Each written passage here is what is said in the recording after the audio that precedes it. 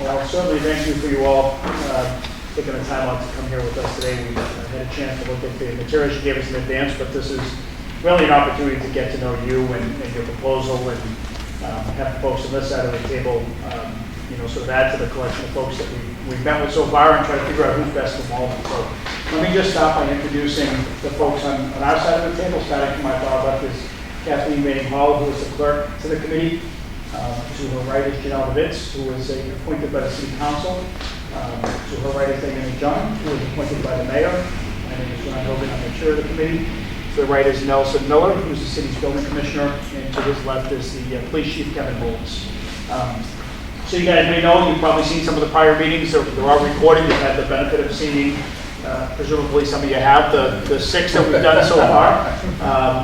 Tonight is our last 2, so we've had 8 applicants for up to 5 retail licenses, although our commitment really is to move forward with as many as we feel like it makes sense for us to move forward at this point in time. So this is really all about you folks, again, walking us through and trying to get us to understand exactly what you're proposing. I think equally important is who's playing what role around the table, right? It's been one of the most challenging things for us is to really understand who we're going to be doing business with as a city. So that's critically important for us to walk away from this meeting, is to really understand who are the players going forward. So I'm going to turn it over to you. We're going to jump in as we go.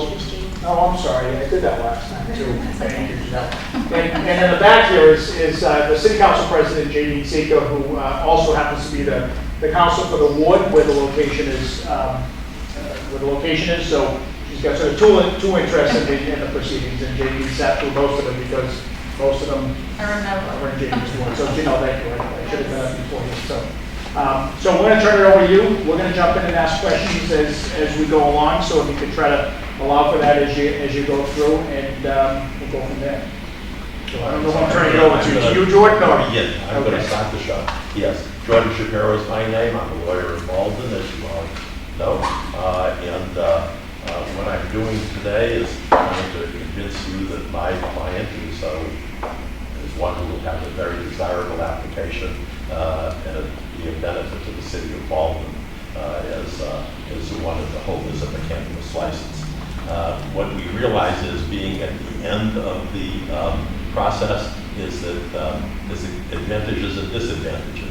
The advantages, we've already seen all of the other applications, we've reviewed them, and we think we may have some materials at the end of our presentation that might help you to at least understand how we view our applications compared to the other applications.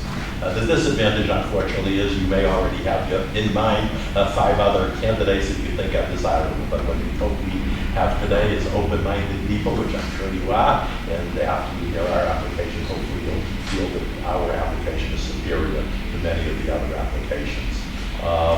We're very happy that today what was sent to Mr. Miller and it was sent to J.D., the counselor, was something from our landlord, who was Gianelli Properties, who's informed us that he is entering into a lease with us. We have it. It's signed.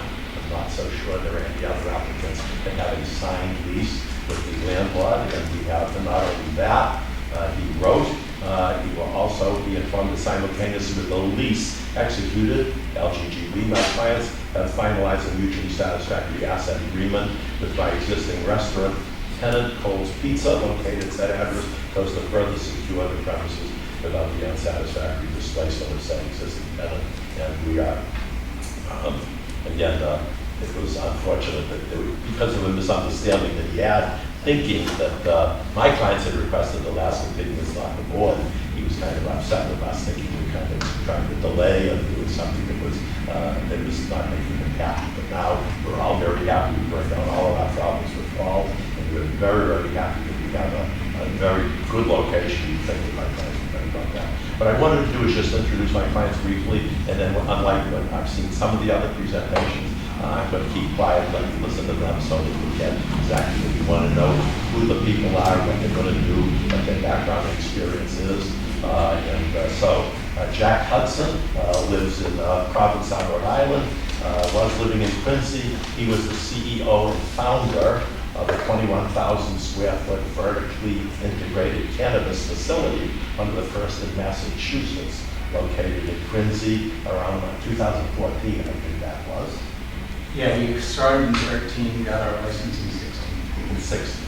And so he's the chairman of our board and one of our experts that we're going to be relying upon him for the operating of the cannabis business, and he'll tell you all about what he's going to contribute to Frosty. Mike Gettings over here is the president of the CFE and the CFO. He's an investor and a financial whiz, in my opinion, from DC, from what I've seen, with a degree in economics, working at Pricewaterhouse before, now has his own business, and he will be telling you, making a value. But we're going to have a presentation for you here, but we'll do our best to give you a presentation as best as we can as to the advantage of our business. And he will be working full-time at the business. Don Garibaldi is now living in Newburyport, graduated from Rutgers, went on to be a podiatrist, where he still operates in Winthrop, very successful business, about 30 years, and he's regularly prescribing medical marijuana to his patients for pain.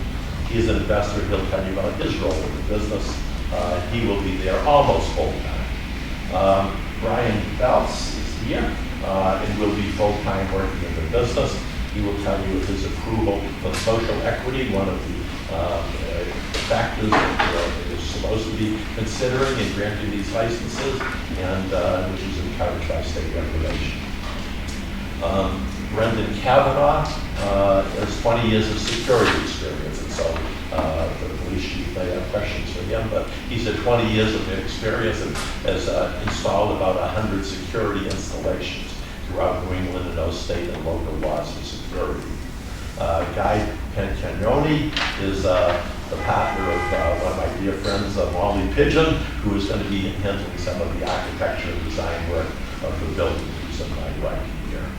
And so I'll be coming back briefly at the end of that presentation. I'm going to let my folks begin first. I think Jack is going to do our first remarks. Thanks, Stuart. Thanks for having us here today. As Jordan mentioned, I founded, opened, and started up Paramount in Quincy. So the process began for us, for me actually in May of 13. That's when I spoke to our attorney for the first time. And it was pretty much me on the application, board members, but at that point, there was no one else moving forward with the effort except me. So I know there's a lot of speculation and thinking, what's a marijuana company all about?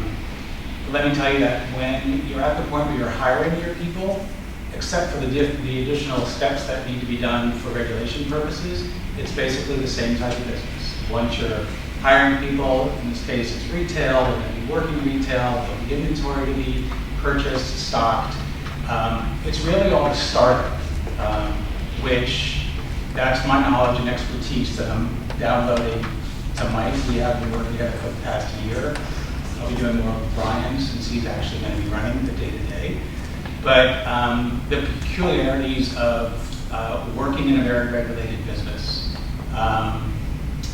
There are a lot of people in this business, especially now getting in. I don't think that they take the regulations as seriously as they should, which is why the latest 2 fines that the CCC has issued to folks, I think is the right thing to do, because when we were in violation of anything under the DPH law, there was nothing that they could do.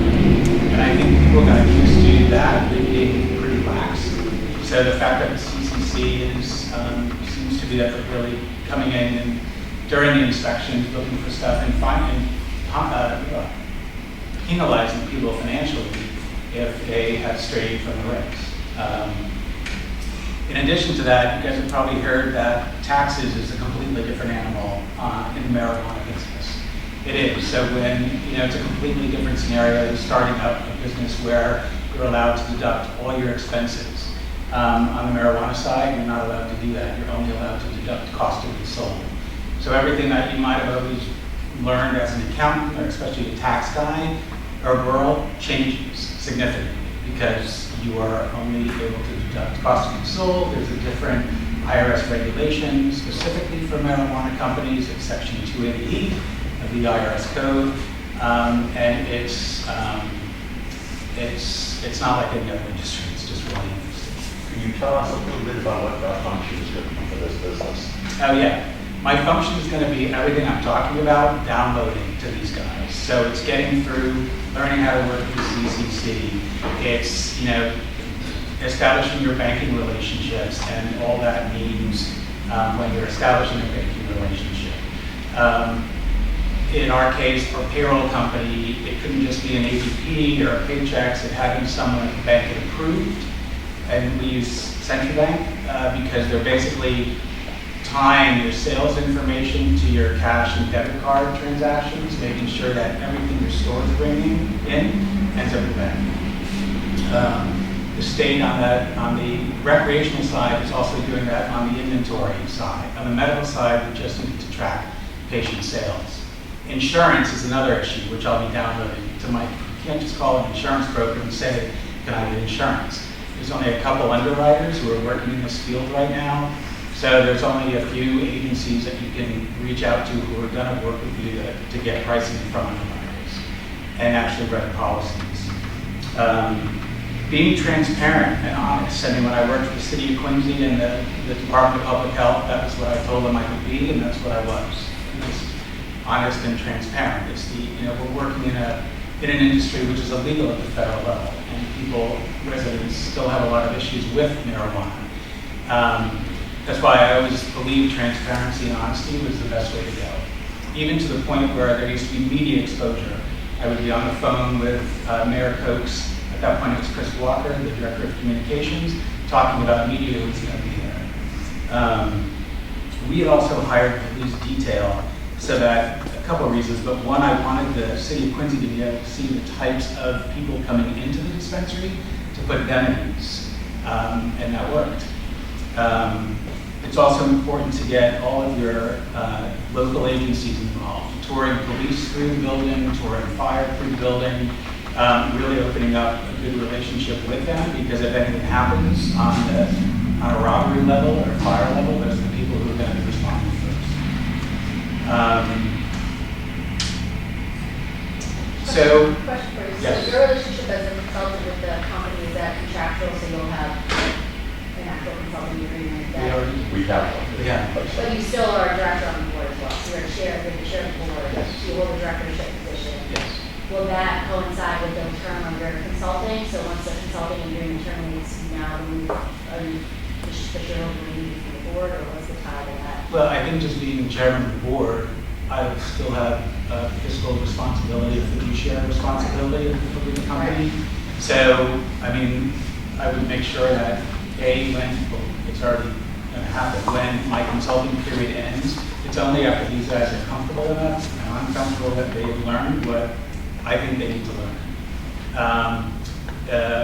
In addition to that, we will have weekly updates, because if anything is going wrong, in whether it's the software for the company itself, or security issues, or anything that might have come up to be discussed in real time, we can do that. But definitely there'll be weekly updates as far as how things are going.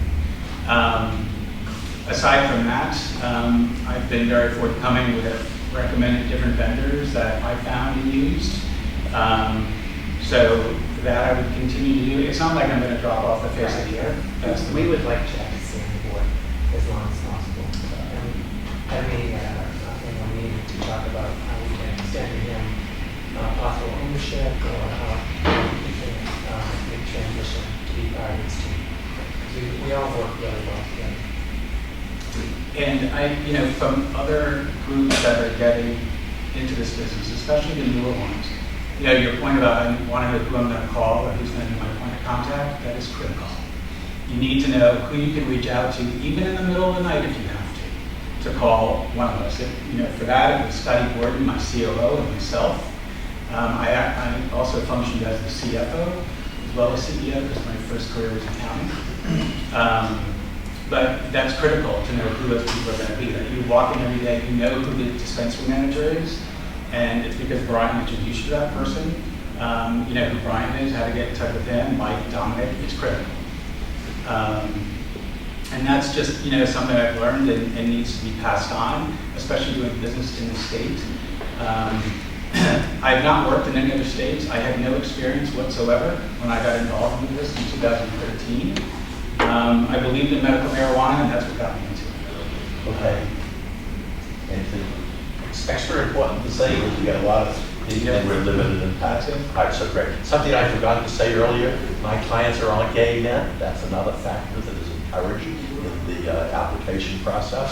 And so they are not, they're not just getting together to sell a profitable, to make a profitable business in Malden.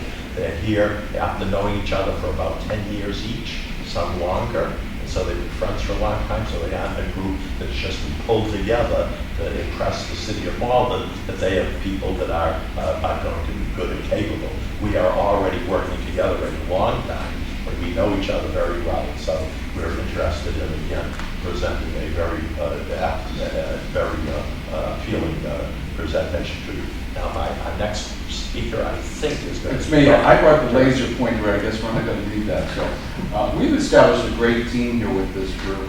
You know, as compared to the Patriots, we have Belichick with Jack and Gronkowski there with Brian, and Mike is our Tom Brady. I'm still trying to find who I am on that team. But they've worked really hard over the last 18 months. They put their heart and soul into all of this. They've just done an incredible job. And we just recently met Jordan. He's been a gift. He's absolutely incredible. I think well with Jordan. And, it's just, he's incredible. So on the slide, it was going to say our core values. Our core values are community, compassion, and compliance. We believe in building a business that benefits the community. Owners will be working in the Malden location while building community relationships. The Frosty Nub will be rewarding an additional $25,000 a year to a charity decided upon by the City of Malden. We will plan to sponsor community events. The Frosty Nub plans to hire local residents of Malden. I think we said about 50% at least, right? And then social good is fundamental to our mission. Compassion, satisfaction of our customers, and the well-being of our employees will be our #1 priority. There are employee benefits, education to the community, think customers first, listen and respond, building a lifetime relationship by earning their trust. Compliance, our experienced management team, Jack Hudson, and our core values positions us for success. We plan to make compliance at the forefront of our business, be transparent. Consumers are our guides, and it's up to the cannabis business to listen. Our mission is to promote the growth of a responsible and legitimate cannabis industry and work for a favorable social, economic, and legal environment. Quoting Harold Schultz, from the founder of Starbucks, we're not in the coffee/cannabis business. It's what we sell as a product. But we are in the people business, hiring employees and serving many customers a week. It's all a human connection. I've worked in this area. I used one from Malden Hospital and was still around. It's a wonderful community. I've served many patients in the Malden area in my local location, and it's this is a win-win for Malden to have this group together. So, passing to the comment. Okay. Next speaker is Mike. Mike was going to. Okay, great. Yeah, I was just going to briefly touch on our organizational chart. You know, have questions specifically, what are we doing and what Brian and Dominic will be doing. I will be functioning as the CFO, and I will be having the accounting functions, inventory management. I'll oversee the IT functions and also work with what we call our fulfillment agents. So I'll be there on a daily basis, and I will make sure that we comply with our inventory complies with the state, and is in constant check with the metric system. We'll be incorporating BioTrack PC as our inventory system. I have a background in IT, so I will be working closely with Brendan to set up our security badges, access to the different areas, and I'll assist with the construction as I've done some construction projects. That's my role. So if you have any questions on that, So say we have a local bank that we're going to be doing business with. yeah, we have a local bank, and we have a local design we are pitching and local contractor that will be selecting. So Our funding is what? um, $1 million in assets. we have, yes, Cash assets. 1.9. 1.9 billion cash assets. Yeah, I was actually looking into that. So I noticed that 200 of it came from Dominic and 900 came from you. Is that cash equity that went in, or do you guys have outstanding personal promissory notes owing to someone for that cash? No, it's actually liquid.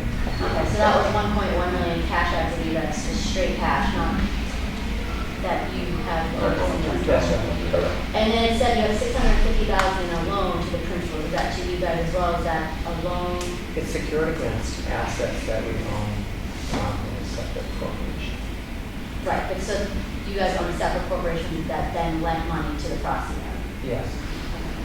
And then it said 300,000 is coming from other investors. Do you have the names of the other investors or what that relationship looks like? So we've had discussions with a lot of people that want to invest, but most people don't want to actually go forward until we have an actual property secured where we know we can move forward, because we can't give them accurate sales projections if we don't have the location, because the location in the state is going to impact so much of how much money we're going to make.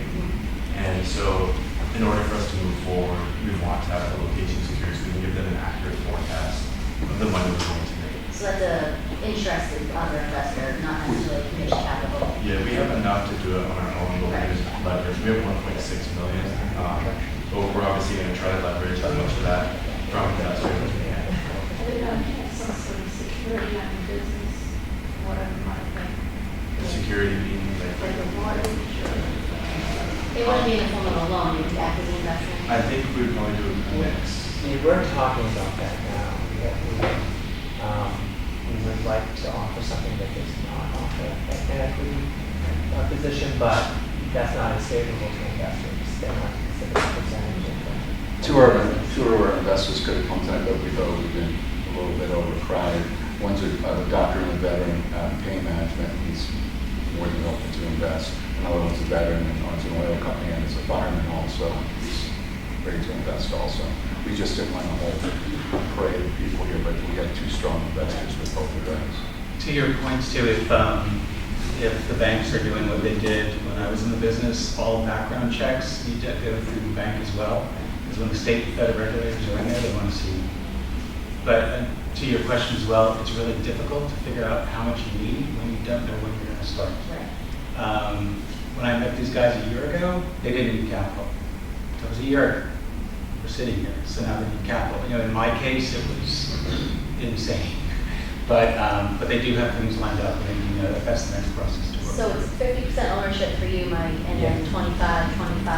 Your 25 is coming from sweat equity. So I'm a social equity applicant. We can skip that slide. I'm the only social equity applicant that's applying for this license in the state.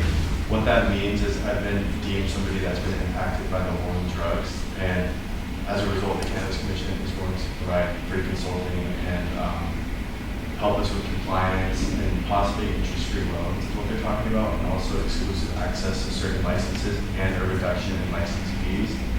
I've also done a lot of sweat equity. I found this property. I stayed up for a while. Everybody wants to hire us. So it's, you have 4 shares. You have 4 shares authorized for your corporation. So you would own 2, you should own 1. Yes. You guys would be the shareholders. Yes. Awesome. I think if we do get investors, it would probably be a profit share and not equity, so that we basically make the decisions and make it a profit share for a period of time. But we haven't gotten it. It's not something that we have to do, but we plan to. So Can you touch on, and Jordan, you mentioned, so the property and the situation with the landlord and its Yeah. current status of lease. It's been a little bit of a back and forth, and there are some, George just answered, there are people who actually submitted with their application a fully legitimate executed lease, right? So, yeah, so you had sort of a letter of intent that, and obviously, No, we have a full lease. well, we don't have that. We just signed it today. Yeah, so it was, so we'd like to get it because it was supposed to be here. Absolutely. Way back when, so you are unique compared to the others, but it's in the sense that we still don't have anything on the lease we'd like to You get. get it right this Yeah. minute. Here, this is the commercial lease. It's the asset purchase agreement. And it's also the lease that our landlord has with our neighboring abutter, and it's a self-extending lease for 20 years. What happened was we were working with another property and somebody outbid us. And so they kind of stopped responding to us. We had to find that property last minute. We didn't have time to negotiate a lease. So, Well, I think it's also difficult to go from a loosely or broadly worded letter of intent to a 30-page lease with very specific details. And we worked with our landlord diligently. Almost every other day we were meeting and talking and working through it. And there were times when we both wanted to throw our hands up and say, what's this all about? The misunderstanding basically was, as Jordan explained, Paul was under the misunderstanding that we had canceled the meeting. And he was upset that we canceled the meeting, and he said he didn't realize it had to be rescheduled. It was our desire, that by the time the meeting came about, that you had the property secured in a way that the landlord didn't have that option, right? Because we don't want to be sitting at the table with a lot of folks who have maybe properties, because we would have had 40 sitting over here who said, I might have somebody willing to lease something to me, so. You gave us the extra 2 weeks, so we went for it.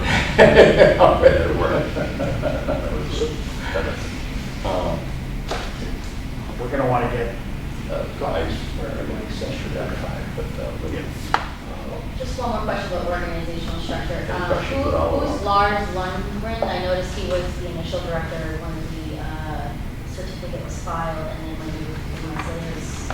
Yeah, he's my husband. Okay. Yeah, and he was going to be involved in the company, but felt that he couldn't put the company. Okay, so he's no longer involved. No, he was not. If I could go back to the property for a second, because I didn't really have time to read that whole thing just now. The two other businesses on that property, one the second address, the automotive business, that's staying, It is. and the pizza place is not. No. We're replacing the pizza place. So the entirety of that building will become the Frosty House. Our landlord will have an office in the back. His existing office will be maintained. Yes. so we increase the size of the original applicant up to 20. Yeah, initially. 700 feet now, Yeah. so it's much larger. And, Yeah, so we submitted the numbers and the plan in the full handouts folders that we have south in was, a day in case. You know, this is specific. So our ordinances do say that the cannabis uses have to be the primary use on a building. So there's some discussion as to whether or not that would make it the primary use or not, where there's already an existing office space within that building. Obviously, the pizza place is going on. The automotive place out back, I believe, is 637 project, is that correct? It's part It's of. a different address, so that Yeah. would, so you could, that would Yes. kind of goes up to off the side. So I guess that's something we have to look at. I think the parking that comes with that building is going to be difficult to beat because there's so much parking, and his nephew owns the adjacent lots, and it's not going to be any difficulty with parking. Well, actually, there is an issue with the parking because The papers. that Paper Street, Glendale Ave, we worked around that that, current, so we still have a large number of parking spaces. We have a I think diagram. we have a diagram that we would put on the wall, but not today. right, but the use of that, the use of Glendale as parking was a condition of a special permit, which was issued to the pizza place. Mhm. So once that's no longer a pizza place, that special permit no longer exists. You actually wouldn't have the use of Glendale for your parking. You'd have to get that as a new condition of the special permit, should you move through the process with the city council. We also are leasing about 40 spaces from the bowling alley. And they're right in the parking lot, so if it was the ease that we could stop people from parking on Glendale, we would still be able to move forward. Right, and that would be something you'd have to, that would be an argument you could form when you go for a variance, because your required parking has to be on your property. Okay. Now, obviously, saying you have a lease with someone next door is a great, argument to make as to why you should get a variance of that requirement. But required parking goes on the property. Very helpful. Well, I'm sorry, one more quick question. Jack, as the chairman of the board, did you not have to submit to a background check for this? I've been completely vetted. I Okay. mean, which since 2013. No, I know, I just So- didn't see it within this application. It should have been included in the cores section. Yeah, We read cores on all of us. And just- I think I showed you that. My name is John. I mean, my legal name is John. I'll go back there, but that's the only other question I had on thank you all. So you want to tell us maybe a little bit more about the location and the build out and the proposed? Yeah, Mike. Oh, sure. So, A couple things down. yeah, so the location is 639 Broadway. It's 2,700 square feet internally measured, 2,836 external. We view it as the primary business initially, but that would have to be determined. Initially, we applied for 1,700 square feet. We had an architect look at it, and we looked at what we could do in that space, and we asked for an additional 1,100 square feet. So we renegotiated a lease with the landlord for 2,700 square feet. We are buying out the current tenant there, which is Cole's Pizza. We have notified all the abutters and have a signature list of the abutters with no objection. And we have, from our understanding, we have no impact on residential neighbors in the area. And what about the secure delivery also? We can go through the design, if you'd like to go through the design, if you have any questions specific to the location. We can talk a little bit about the parking, if you'd like to have parking beyond what we've already discussed. We had an engineering firm, Vanessa and Associates, Scott Dalton, came out, he's done 6 projects in Malden, so very familiar with Malden. He's worked with Michelle Amiro, and he did an initial assessment for us because we didn't know how much parking is required for a marijuana dispensary of this size. And through sources in California and Colorado, where they actually track number of visits and number of parking slots necessary. Through his expertise, he was able to determine that we'll need 56 dedicated parking slots. So once we knew what we needed to fulfill our dispensary needs, we then looked around to see what do we have. And so we worked with Paul, and we believe that there are 81 total parking spots. As to what exists on Glendale, that will have to be revisited. We have a lease for 26, and there are 25 on the lot, and he dedicated to us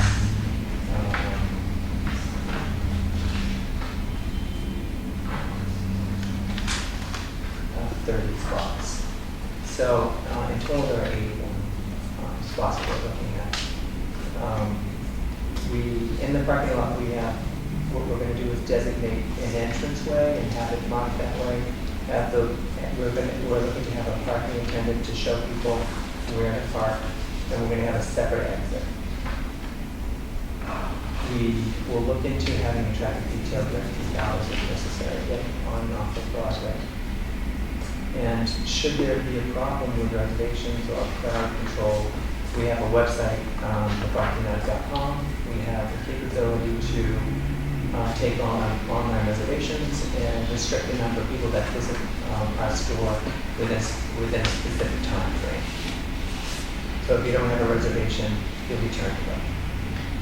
It also has the luxury of having an entrance and an exit in the parking lot, which are separate, and which will make for traffic flow much easier. And we should move on. We kind of jumped over an area with the Capitol. Brian's been a wonderful data collector, and has used Malden in comparison to other cities that are similar to Malden. So we live in Washington. Washington is the only city where you can track every single store. It's all over here. You can track every sale of every store, how much money every store is making. Right now in Washington, the average is about $3 million per dispensary.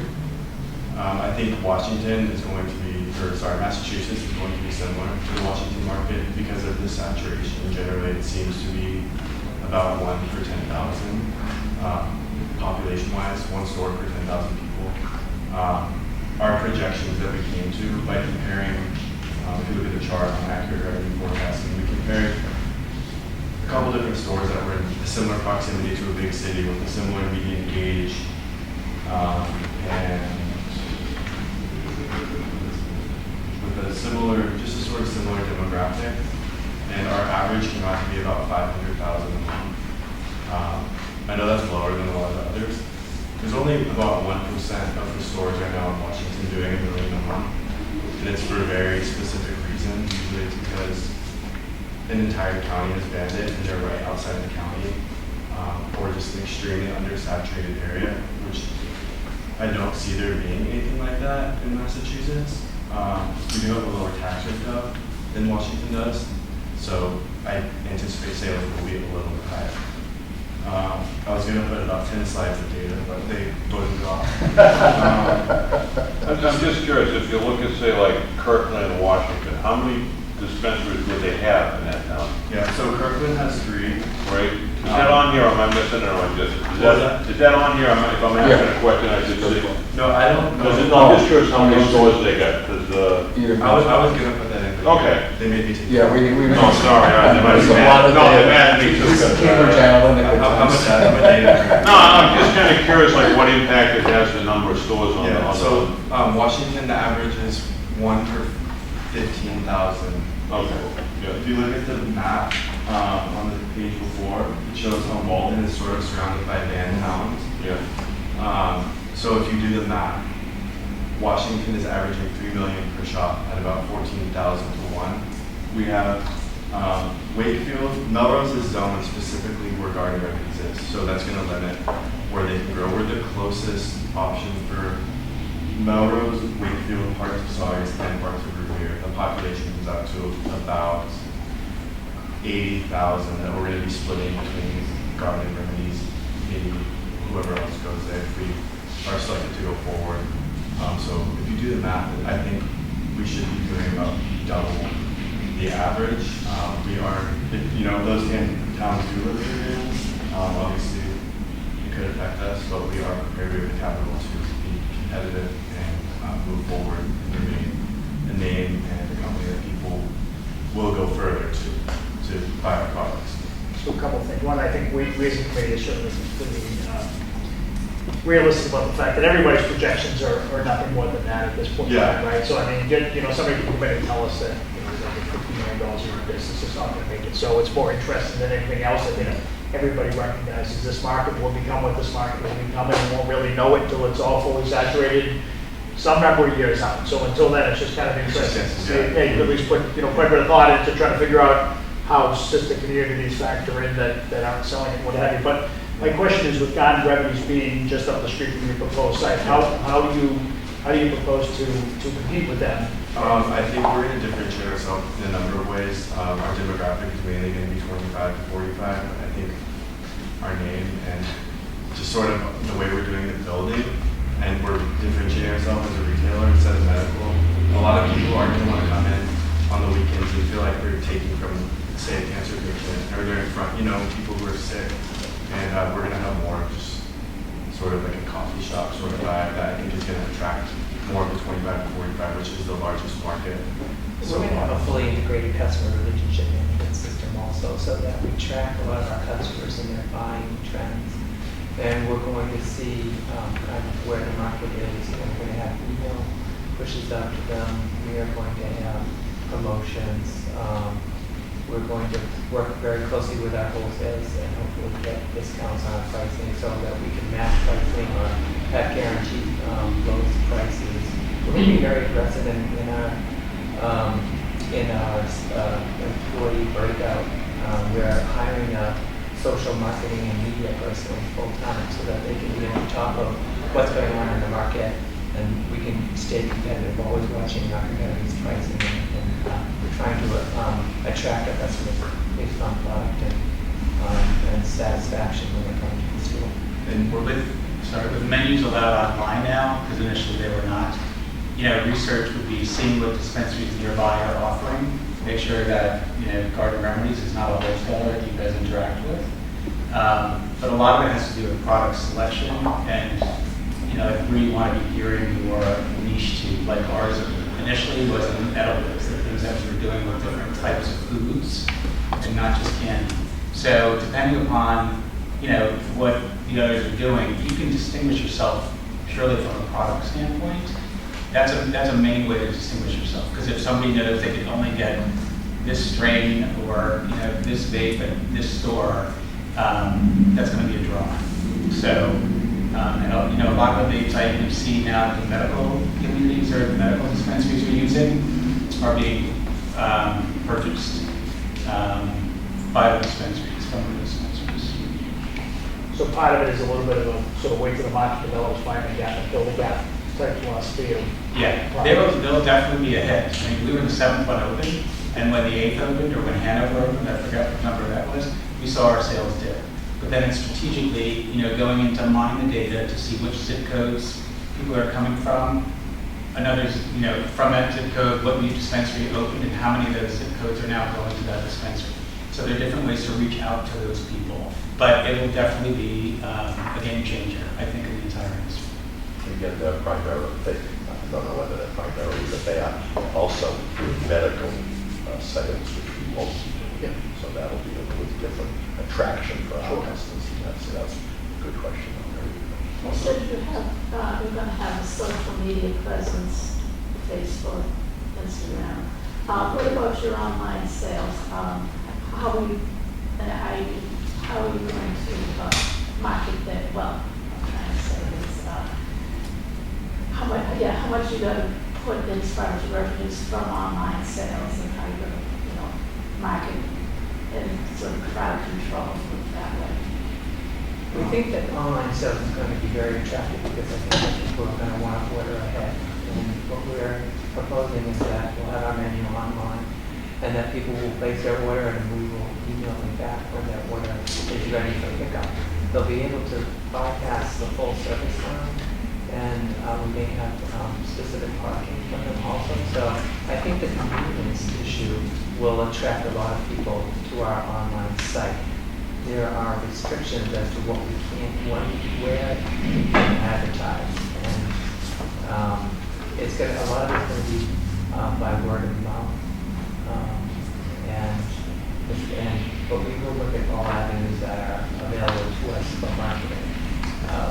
Individuals that are in the full service line and maybe need more assistance with being educated on the products, being shown dosages and safe amounts, and how to administer them. We're also thinking about having a video screen in the store to show them how to register online and walk them through online sales. So kind of promoted that by accident. Brian, do you want to bring up the special group? If the city does allow it, as social equity applicants, we're the only ones who will be able to do deliveries for 2 years. What that means is we can deliver to surrounding towns and extract tax revenue for the city from people that otherwise may not have come into the city. They're going to be exclusive to social equity for 2 years. Again, that's if you guys choose that you see that fitting in the city of Malden. I'm not sure that our ordinance allows it, but. No, they have to revisit, the city council has to revisit that. Just for a point on social media, the Facebooks, the Twitters, Instagram to some degree, they must have algorithms where they look for the word marijuana, because the way in which you use your hashtags, the way in which you word information that's on Facebook, like anybody else, they just close down your account. No question, your account is just closed. So even when you're using social media, it's not like an outside the list of stuff. It's really got to be thought through, because they'll shut you down. We're also not allowed to advertise, so it's not going to be like targeting people who wouldn't be smoking cannabis. It's just the social media presence. We have the most followers, and people who are already looking for cannabis, we think will be drawn to us. Better watch out time. So I think what we ought to try to do next, gentlemen, is have Brendan maybe talk a bit about security, and then maybe do education programs next, and be important to cover those issues. Sure. So I worked closely with Brian to understand what the flow of, and like to understand the flow of people through the business. And from working with Jack before and knowing how the system was designed, that I worked on the system that he was part of previously, knowing what the challenges they saw, we put it together this design. It would be basically the access control, video, and intrusion systems that would be integrated together. So you've done build-outs of these systems, did you say you worked on? I worked with Jack on the system at Airmont. Correct. We actually had them replace the contractor that we had for security, and he was helping us with monitoring. Their response times were awful. When something happens in the middle of the night, you need somebody there. And this other company would not send people in the middle of the night. CGL would, which is the main reason their customer service was switched to them. My COO was not easy. So, like most commercial intrusion systems, it would communicate to a central station. It's 24 hours a day. They would designate who gets contacted, including whether it be the police and ownership and who responds to the alarms themselves. Those alarms could be sent primarily over the internet, but also with a cellular backup as well. The video system would be a typical commercial system that would be evidentiary quality video with watermarks. They have the ability to access the systems remotely. So if there's an alarm in the middle of the night, they'd be able to see what activity there was. They'd be able to look at video, recall that up remotely. Basically, using the networks, any place that they can connect to their own network securely, they can basically do anything from wherever they are, just as if they were at the business itself. The systems themselves will be able to designate access for areas, limited access based on time of day, day of the week, and what areas individually. And all that information is audit trailed, both from the activity and from the operator level. So if an operator goes in and makes a change to the system, all that is part of the audit trail and history of the system itself. So if there's any specific questions that anybody might have about the system, or So does your side of the, sort of the table get involved in the tracking of custom purchases and whatever? Is that something, okay, so that's, No, we have looked into a couple of different ID scanning software packages and packages that tie in with our BioTrack. TokenWorks is one of the ones that we were pretty impressed with. In this handout that I included in the worksheet there, it'll go through all our security and customer flow. And what we envision is when individuals come into the dispensary, they will be mobile scanned at the door. And we will use the TokenWorks mobile scanner and barcode check their ID on both sides and do a 40-point security check. And also do what we call a flag, which is to feel the ID, to look at the person, to look at the picture, to ask the question. The software that we're using with TokenWorks prompts with 2 questions and answers based on the ID that they give us. So that might ask you what county do you live in, or something very specific to the customer that's coming in. And it isn't so much how they, if they answer the question right, it's how they react. So if they're nervous or something, then we would turn them away. Once they've gone through the waiting line and they've gotten up to point of sale, we will have another full screen scan. If they haven't been scanned at the door, that would be a flag to find out how they got in without being scanned. When they've gotten up to the point of sale point, the person the bartender that's helping them will scan it again, and on full screen, their picture will come up. And we are now looking at facial recognition also as a secondary verification. The technology, as we understand it now, is not entirely foolproof, so we still want the individual to do the actual physical look at the person on full screen and validate again. So we're looking at doing a double validation. We also are able in BioTrack to see how much a person has purchased, so we can check to see if they've met any of their quantity limits. If they've been in the dispensary before but haven't purchased, if they've been in before, we can make sure that they're not moving. They can come in and try to purchase more than their maximum.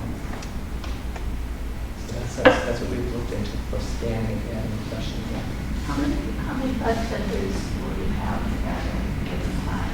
Talking about the number of employees. Yeah, we're looking to hire 37 full-time equivalents. We're looking to start out with 9 bartenders. We're looking to have 6 full-service bartenders, so those would be people that spend a lot more time with the customer, explaining to them, and 3 reserve head bartenders. 9 would be the full capacity, but we see that when we looked into our peak hours of being somewhere between 3 and 8, 3 p.m. and 8. So at that time, we plan on having 9 there. We will probably have less before and less working out. But that's 7 days a week. On Sunday, I believe. I think I put 10 to 7. Yes, it's a 14 shorter per hour. schedule on Sunday.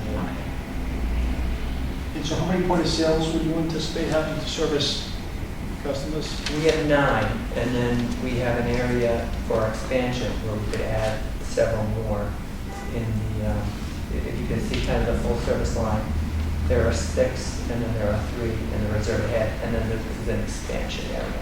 In case we need to add one, we'll add one. What percentage of Malden employees is expected to be what? At least 50%. Is your exterior full service line, is that just for an expected overflow of people, or? It is, yes. And, we're just preparing in case we have a lot of people that unexpectedly come, a bus tour comes or something, they want to check us out. We do not want to exceed the maximum capacity inside, which in our case, I believe is 49 individuals. In the front, which is 1,100 square feet. I made a call over to Malden, or just to confirm that, but it's something that they said that was what they thought it was, but this has to be submitted, and we would get an answer back after they looked at our plan. We can talk a little bit about our education plans so that you can be working with the community of the city. Can I ask one last? Oh, sure. Okay. Just one last security, but where you secure deliveries come in, is that a closed building you're gonna build off the side, or is that just a fenced off area, or how's that? Currently, we have it as a fenced off area. So if you look at the back here, we have double gates. So we will be in constant communication with our delivery personnel. We will have a security guard and our inventory manager greet them in the back, and we will have sliding gates be shut and locked during the delivery process. That's what we currently are planning. The property owner is okay with us building a secure delivery, that we've had that conversation. So if that's something that needs to be done, definitely work with the city on that. Also, from a regulation standpoint, when the delivery is made, everything needs to be done under camera. So there won't be any exposure of product or opening bins outside. It all happens inside, under camera. You know, just like you're just verifying your order is complete. You sign off on it. The wholesaler signs off on it and stuff. I wanted to also mention from the security aspect. See, I finished up there May of 2018. We only had 2 visitors. One was dumpster diving. We also cultivated there, so people thought that they could get into the dumpster and get a bunch of plant material. They didn't. It was like bags of soil. The other was a customer urinating in the parking lot. That was it. I mean, it's just, you know, happy to have all the security that's there, but you know, gun activity, you know, that's one thing that I don't think has been in any dispensary in the U.S., and we won't be an armed facility. But security, all the controls are there and the equipment's there, but if you're really diligent about what you're doing, and it's like a convenience store where you've got lottery tickets. All right, so now if we can move on to education. I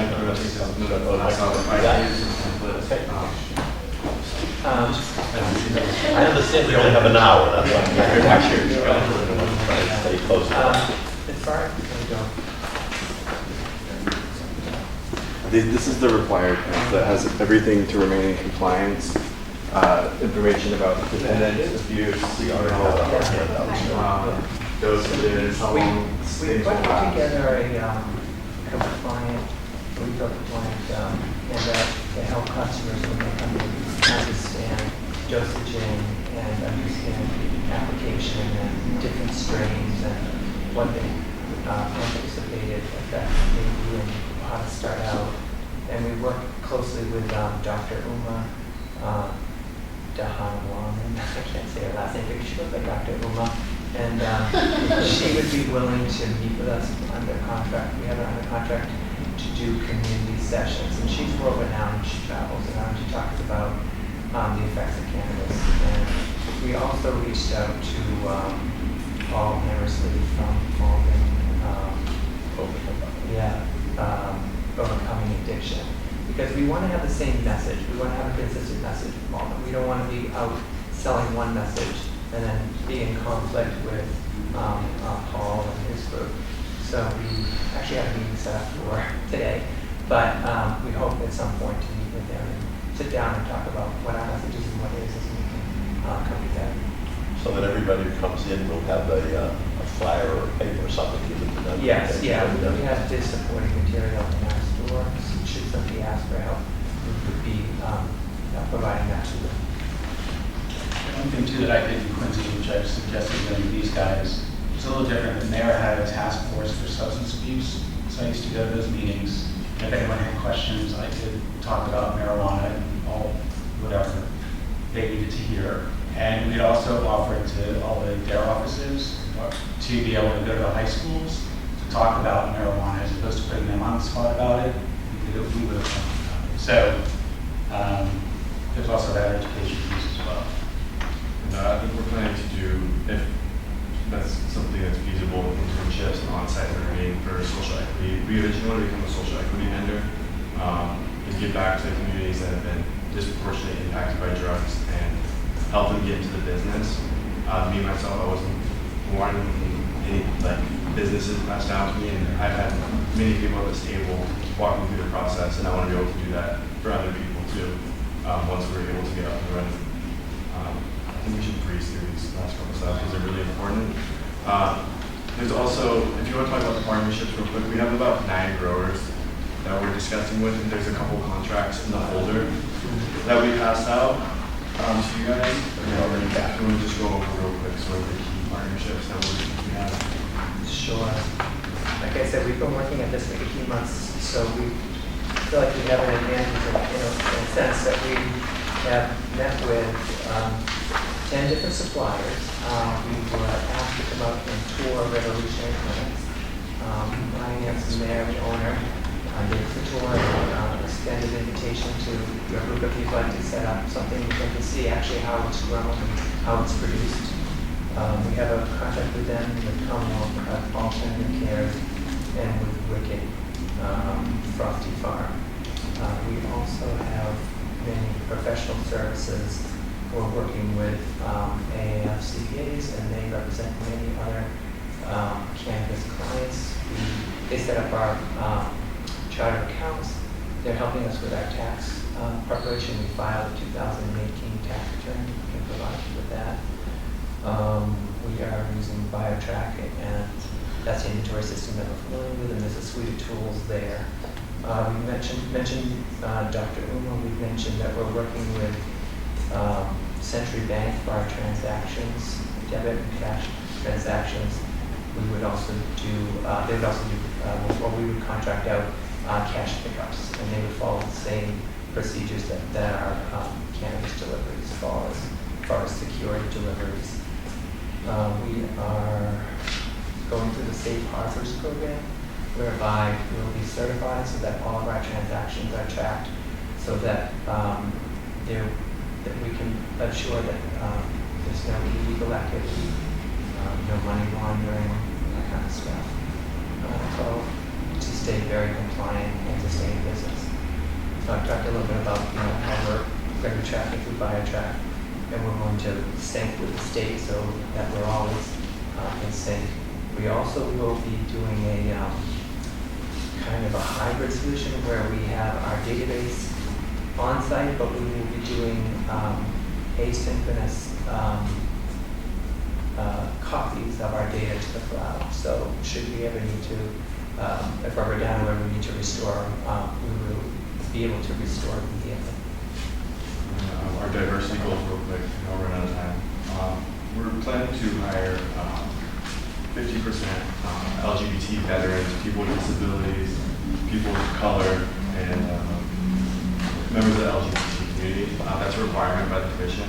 We're passionate about that. We are minorities ourselves, so we understand the barriers of getting into industries like this.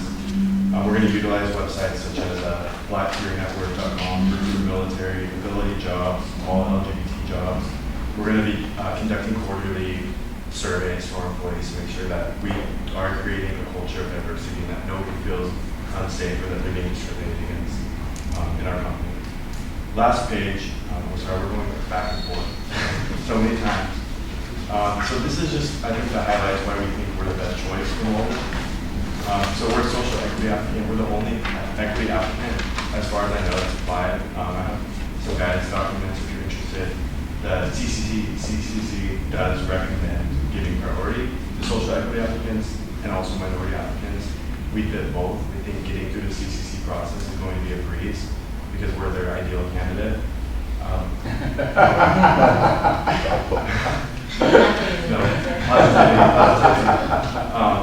We have experience. We have Jack, who has started up from scratch a company, one of the first marijuana facilities in the state, so that's going to be a huge help. We have a lot of parking, with the average customer right now in Massachusetts spending less than $50 per sale. We're going to need a lot of parking to reach high numbers. This is all open data on the Cannabis Control website. We have 1.6 million in funding, zero debt, and we have investors that are ready to go once we have the location secured. This is our primary business. Me, Mike, and Jack are going to be there full time, and this is what we're going to be doing. This is what we're committed to doing, and we want to create a relationship with the community. Diversity, this is a big one for us. As we spoke of before, we want to help get disadvantaged groups into this industry and help them start businesses. That's what I would like to do personally. It's what I'm very passionate about, and we're going to have to aggressively seek our diversity goals. Community promise, we're going to give Malden residents preference and hope to reach 50%. We also want to pay $16 an hour as a very starting wage to everybody. I've worked on campaigns for raising the minimum wage to $15 an hour in multiple states. I do not believe people should have to struggle. And if we're bringing a business to the community that obviously is controversial, we have to give something back. And fair wages, benefits, health insurance benefits, and we're also planning to incentivize people to volunteer at nonprofits. So if they do like 2 hours of community service, then they can be entered into a drawing to go on like a trip or something. That's something we plan to do. And we think not only is it the right thing to do, but it's good for marketing. All we have is word of mouth. We can't advertise. These things are going to be things that will be talked about. Oh, this company is doing this for their employees. That's how Market Basket has maintained itself. It's treated its employees the best, and that's what we're looking to do moving forward. In education, we plan to provide education and mentoring on-site and in public locations. Let me see, because I do want to be respectful of time for the next folks coming in. If anybody wants to. I have one more question. There were several references to Beverly in your application. Are you guys also seeking licenses in any other cities including Beverly? Yeah, so we applied in Beverly, and there was about 6 people who applied in one area, and it's not looking so good. So we kind of have put this on the forefront of what we're doing. There's a lot of local applicants, and there kind of seems to be leaning towards picking local applicants. If we do get both, we're going to do them all. So Malden's your priority? Yes. Yeah, Malden first. I think Brian's being modest too. Why marijuana existed or cannabis in the state existed. Brian was one of the major petitioners that made us agree to Market Basket one time or another. So I have worked in a few different states on the legalization of marijuana, just the tax benefits. There's lower opioid overdose rates. I mean, there's a lot of benefits. And I know that there's a lot of problems too that come along with it, and we're going to do our best to mitigate all those problems. That's going to be. Just about on this original submission, there was it said start with security plan, concept of operations, section 10. It was pages that were cut off at the bottom, if you could email us. It's between that and then attachment B, several pages in between that. Will be cut off. It's email us. It's just like a couple of lines. So, Conclusion. yeah, go ahead, Joe. We'll give you a Just say 30-second conclusion. The very last conclusion, and that is that we're aware that one of our strong competitors is across the street. We want to tell you that we have no problem. We're comfortable with having like Burger King and McDonald's, like the Jewelers Building. We would not have a problem with being across the street. We think that we can compete fairly and reasonably. So if that's a concern to you that you don't want to across the street, it's not a concern to us. That was just the bottom line for that. And the last thing we do have is we do have. Actually, I didn't. We have created a chart that we'd like to submit in the next day or so that compares from our perspective all of the applicants that we have. And it may help you, it may not. You can throw it in the trash if you don't like it. But we think that it'll help you to have in front of you all of the factors that are required to be submitted to you that might help you to have a chart. Now, you may have already done your own for all I know, but in any event, we think it would help you to have our views of the comparisons of every factor that's important, about 25 or 30 factors. We compare all of the 8 applicants. So we'd like to be able to submit that to the applicant here. You're certainly welcome to submit that. Right. Again, if you could submit even before that, the lease, so that we all have a copy of that. So Yes. I think we got one copy, but everybody, Yeah. yeah, but we should have each had one of that, so if you could send over to Kathleen original copies for everybody. Let me just, there's just a couple of quick things I did want to address. Jordan, at the very beginning, you said sort of one of the potential disadvantages of going towards the end is, maybe the committee has already made up its mind. I can assure you, and I can't be strong enough in saying this, that this committee will do all its deliberations in public.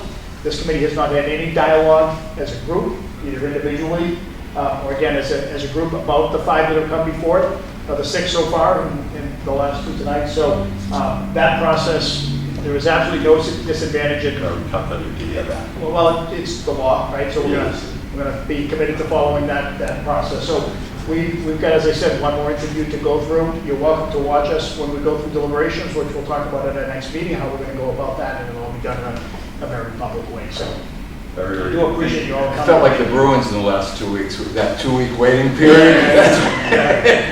Having to keep that motivation.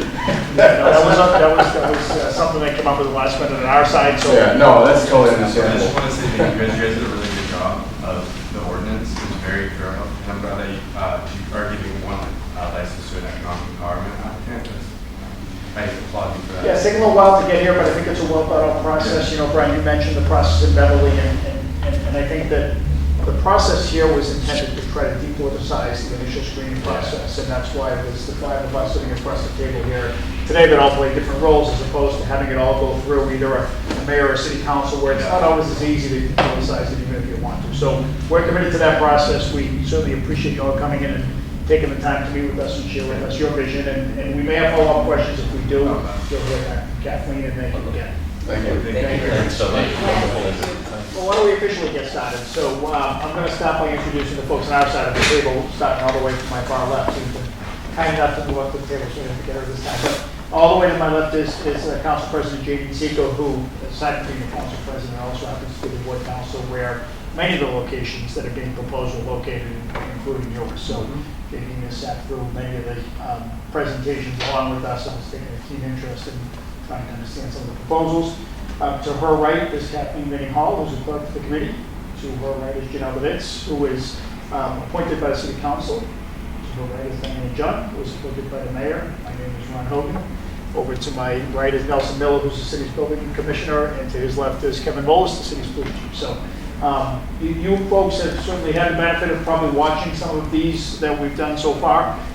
They're all videoed. John over here is an active Malden resident who's kind enough to give his time to record things, to put them out to the residents of Malden live, and then we also record them for the city to put them out on the city's website for folks who aren't able to come here in person, and folks have taken pretty good advantage of being able to watch that. So you've had the opportunity to see how we go about this process. This is really all about taking some of the information that came in 3 binders and personalizing a little bit for us, right? So try to get to know who you are, who your team is, who we're really going to be dealing with, and just talk as human beings about the proposal that you're making to us, and really understand at the end of the day, for us, to try to figure out who the best folks are to move forward with creating an industry that doesn't exist in the city right now. So again, this is about a dialogue. We'd love to hear from you all, and we're going to jump in and ask questions as it's appropriate, and the time will fly by as it always does. So I'm going to turn it over to you. Perfect. Well, thank you very much. And thank you all for having us here tonight and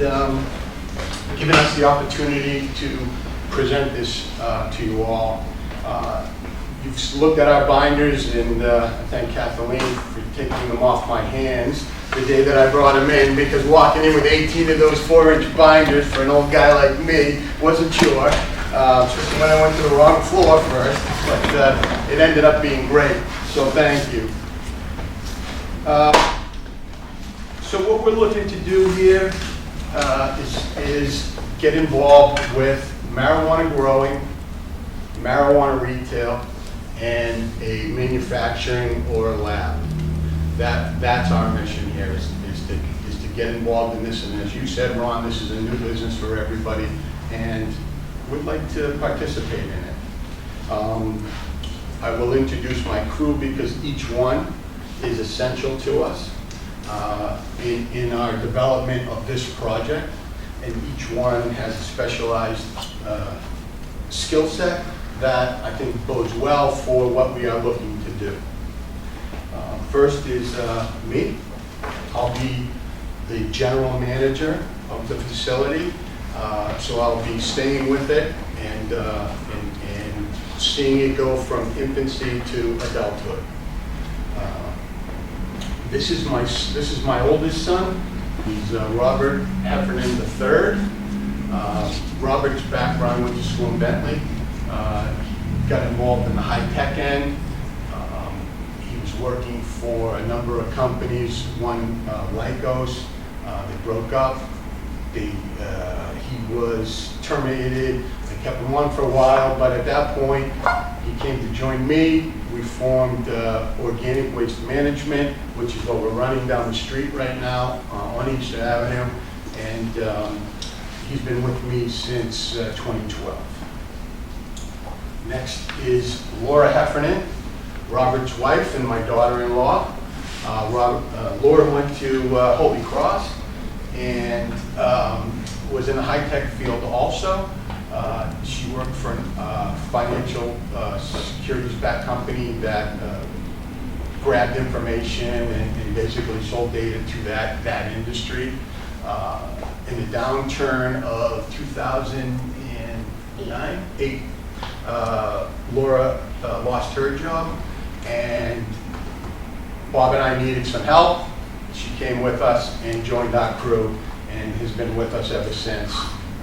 Now raising my 3rd grandchild and still working with us full time. And both Bob and Laura will be involved with the company. We haven't determined to what extent yet, but will be full-time employees of the company. Next is Jamie Crump. Jamie is originally, grew up in Massachusetts.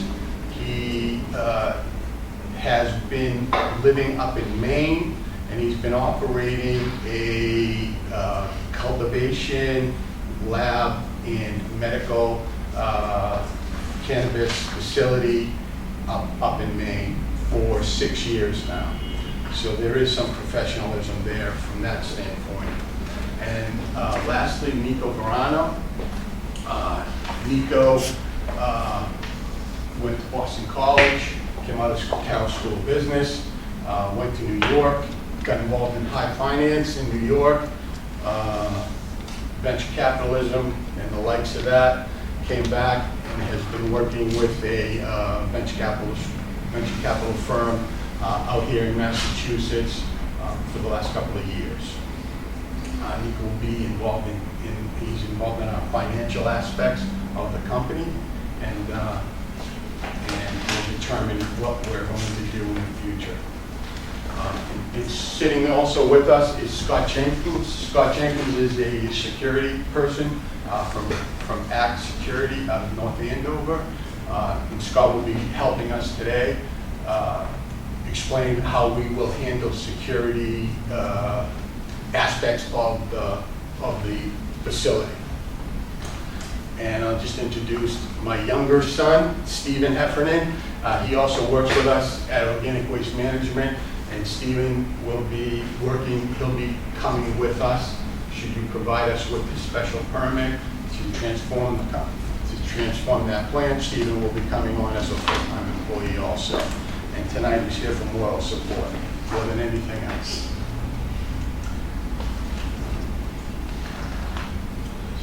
So our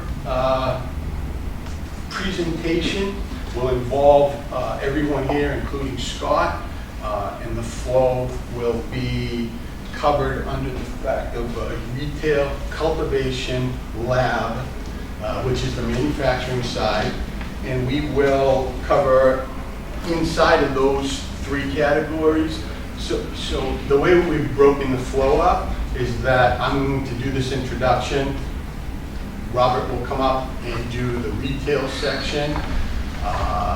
Laura will handle administration, which will cover retail cultivation and lab, all that administration side. Jamie will be operations and cover the cultivation and lab side of things. And Nico will cover financing. And again, Scott will assist us with security. So our organizational structure, as you can see, is set up here. And this is just more or less just what we're anticipating we will have. I think if you look at this, our main situation is that we plan on having a chief compliance officer on our staff full-time as someone to oversee general accounting and reporting and all of those situations that maybe arise that need someone to talk to. Our ownership structure is owned by a woman. Her name is Joanne Cantadosi. You probably know the name, although she's not. The Cantadosi's from Malden. They are related. They're cousins. And the way that this came about is that Joanne is fighting. She's got stage 4 cancer. She's got stage 4 colon cancer and liver cancer. And she is a believer in marijuana for the treatment of pain.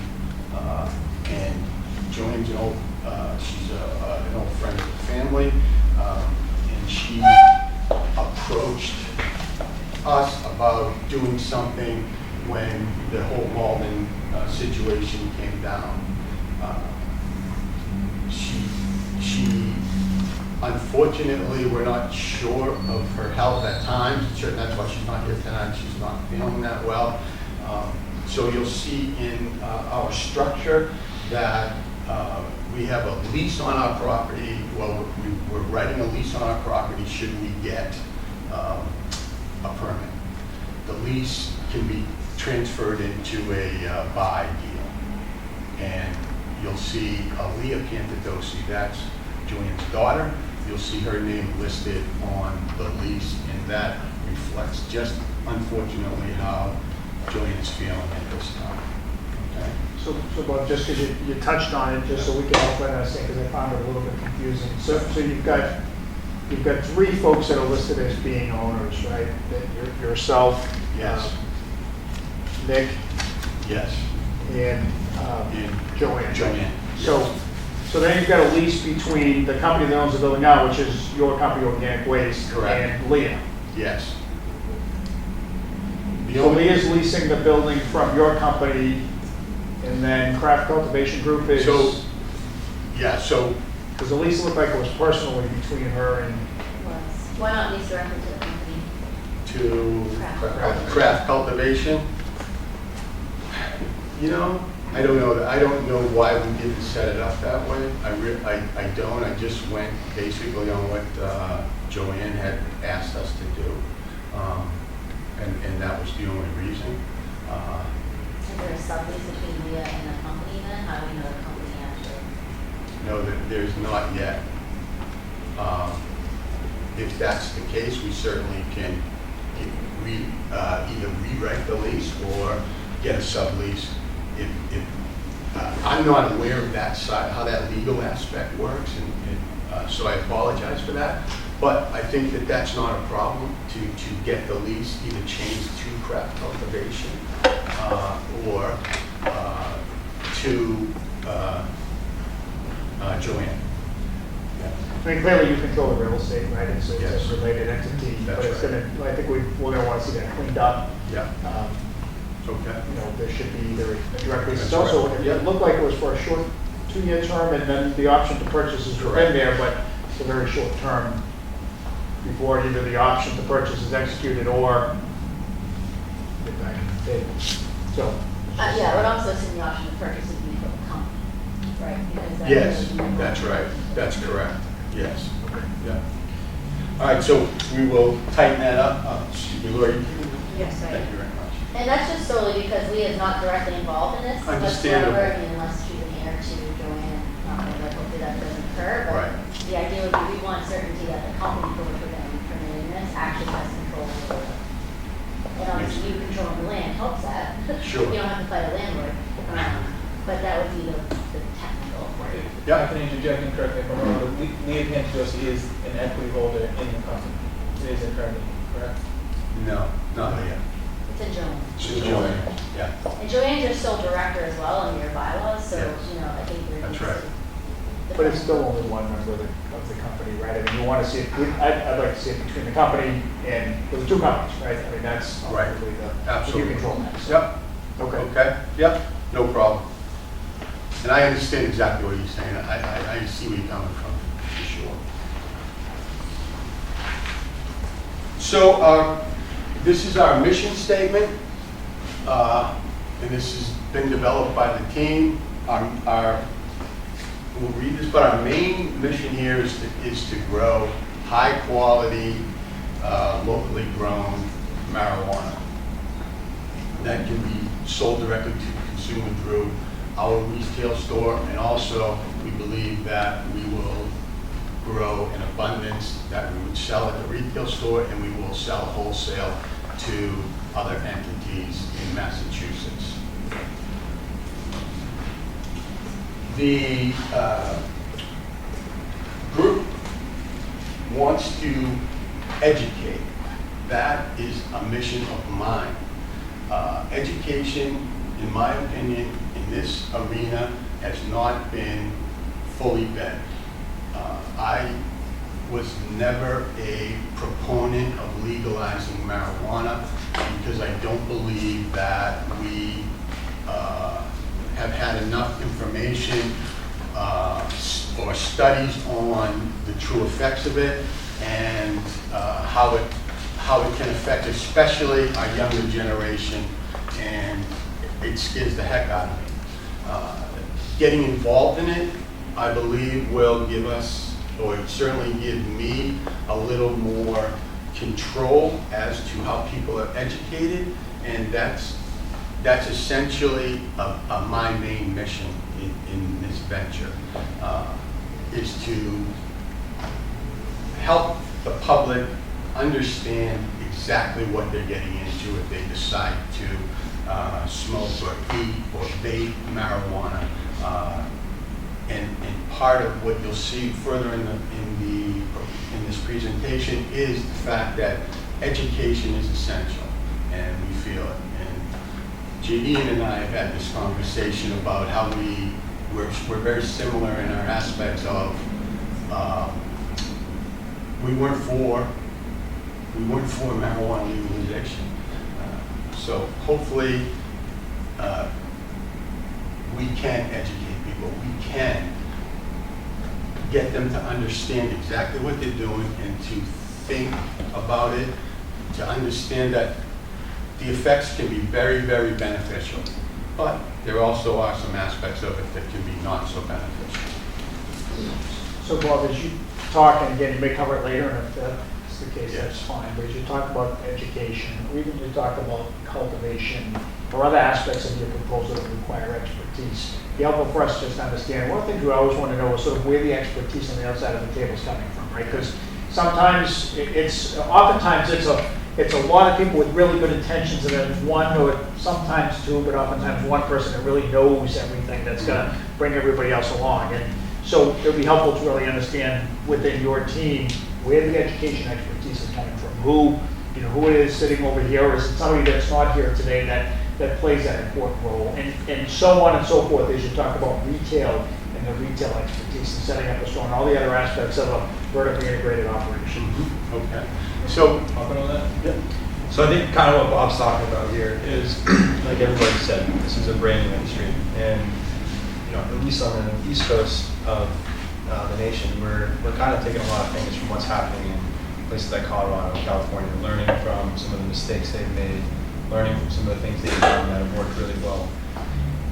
When we get into this business, when we bring a business like this into a town, there's a social impact that happens, and there's people that have opinions about this particular industry, whether it's good, whether it's bad. But at the end of the day, we've all read most of the CCC regulations. Has everybody else read those regulations? Probably not. Do people know that you cannot leave out marijuana in a baggie that isn't childproof?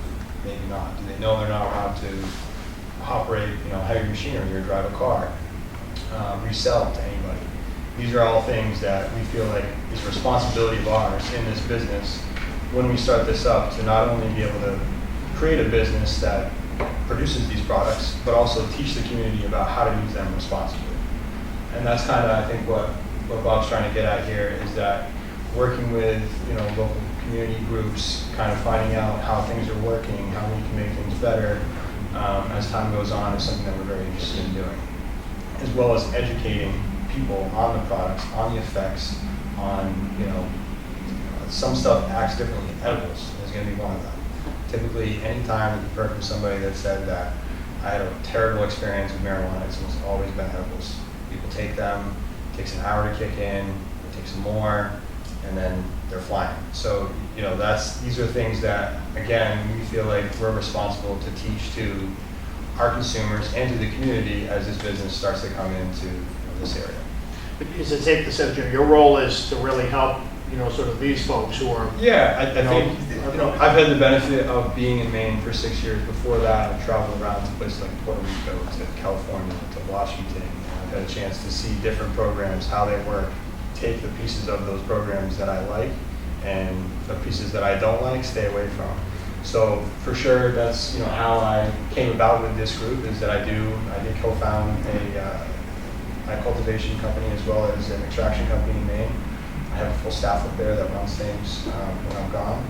And Bob and I had a mutual friend who approached me, we talked, and I kind of liked the idea of being down here in the Massachusetts market, the idea of working in Bob's building, which I saw a lot of potential in. And for sure, that's my position within this group, is to kind of bring my experience to the table, which, like you said, probably for the most part, everybody that you've seen that's come in has gone online, they've done some research to figure out how to run these businesses, but until you've actually done it, it's hard to really learn what to do and what not to do, and how to deal with different things. Well, just to state it too, there have been several groups that have consulted out that role and contracted out a compliance officer who actually has been operating in Massachusetts for several years, because medicinal marijuana has been legal. So this is not a new industry necessarily in Massachusetts, and there are several folks who have that expertise. And for those folks who don't have any marijuana experience or retail experience, they've rightfully contracted out that type of consulting. So no offense to the main cultivation experience that we bring to the table, but that is, I think, probably, and Ron, correct me if I'm wrong, but mostly the question is, how do you stay compliant in Massachusetts? How do you know the regulations in Massachusetts? Who are you working with that has the expertise and experience in this state to make sure that you guys are operating at your full potential? Yeah, no, just trying to, like I said, I think you're the most experienced, I guess, to paraphrase what Nelson, you're the most experienced, I think, in this industry across the table, but your experience out of state. So how do you fill in that gap? Well, medically, if there is consultants that came from medically, I mean, recreational has been here for how long? So I mean, there can't be, from what I would think, too many that are really familiar with the recreational system in Massachusetts, fairly new. Medical's a lot different because you're having to go to a doctor and you're having to get a medical card, and they're talking to you and relaying information to you about this program, where this is a different program where we're dealing with the general public. So, you know, and yes, I bring experience from Maine. Everywhere is different, which is why, you know, having to research these things, talk to facilities. We've toured other facilities. We have talked with other facilities that are up and running about the business. But to an extent, to be, you know, completely honest, we're learning as we go here, kind of a lot like a lot of other people. And for the most part, you know, the general consensus from what I've seen in Massachusetts is we don't really want, or Massachusetts doesn't really want people coming from California, like these big companies coming in here with millions and millions of dollars and setting up shop and franchises. They want local business, local people to be involved in this industry. So, you know, that's, to an extent, if that's the way that the community feels it, that they want to give that opportunity to local families, local businesses, then there's going to be a little bit of a learning experience, and that's when consulting comes in. And as time goes on, absolutely, to your point, for sure, once we start setting up this facility, almost all of it is done on consulting. Our AC, our lights, our, you know, seed-to-sale software, all of that stuff is, we bring in professionals for each part of that process and have them kind of teach us the ropes in regards to the Massachusetts system. So I bring my experience from Maine, and then, you know, from there, once we start rolling, then we'll look to consultants from in the industry to come and help us out with specific things we need help with. So I could be asking this question maybe in a third different way, but so the difference between you guys and everyone we've talked to so far is that you have these other two uses where everyone else is just going to retail. Correct. And the consulting end of their businesses for the most part. You know, how do you teach people about it? Where does the marijuana come from? And what's the best place to lay out your store? You guys have these two additional uses. So are you going to be the person that's there? Correct. Every day, day in, day out, Absolutely. responsible for growing Yes. and the lab also? Yeah, absolutely. And it all kind of fits together. And this will be, you know, provided we get a permit here, this will be my #1 priority. And to that point, Rich, real quick, which we'll go through this throughout the presentation. The reason why we're looking to be involved in all three aspects of this is to be able to control our inventory.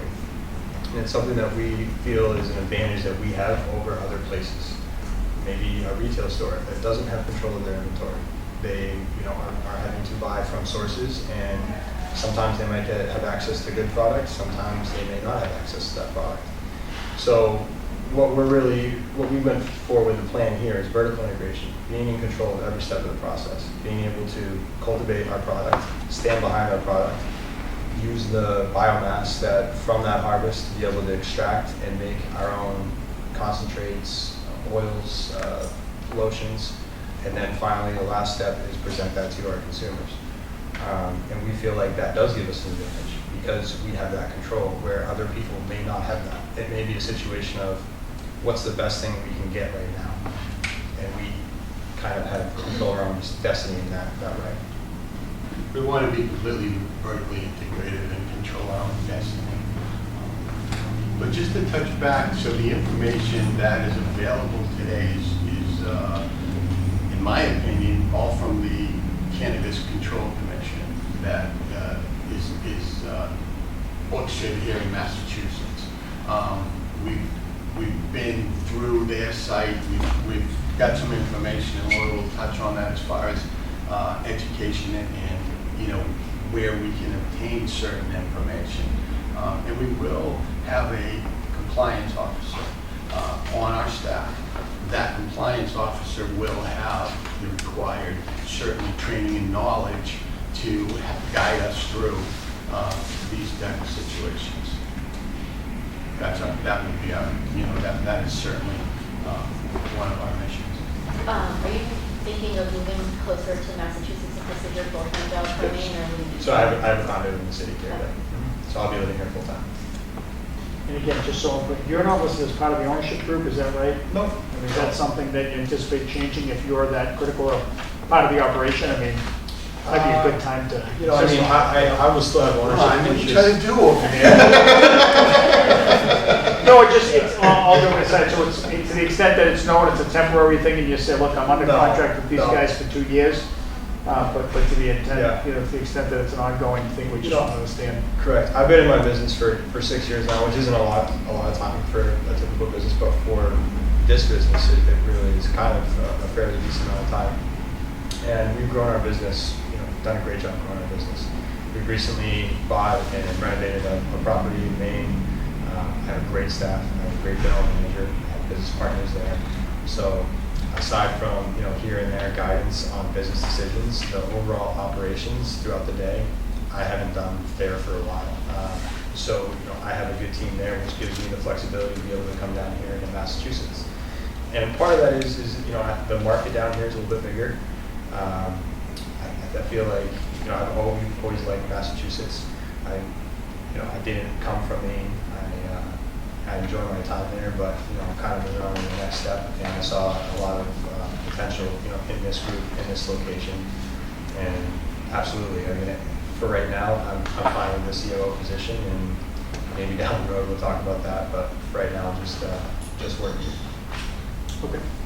Can I actually ask the question though about the ownership structure? Because in your application it says 000, or should be determined. Is Joanne a 100% shareholder of this company, or how is it broken up? Do you have documents that lays that out? We haven't fully broken it up yet as to what the percentage of ownership will be. The only ownership part that will be that is currently stated is my ownership of the company will be 7%. Right, I saw that in the release. Yeah.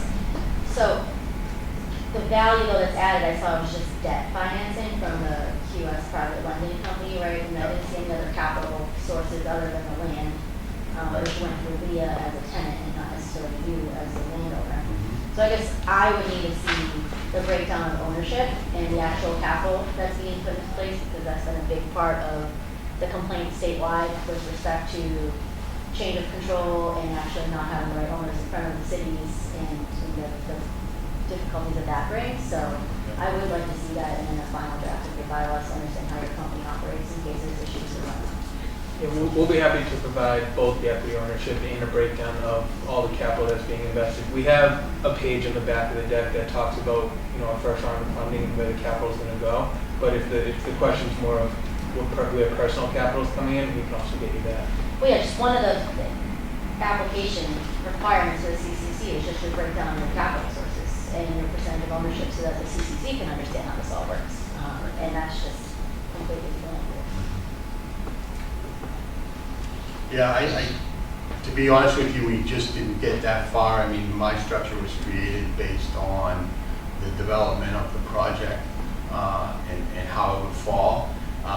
But we just haven't got into it that far yet, just because we want to get through this process, you know, get to the table, I guess I would say.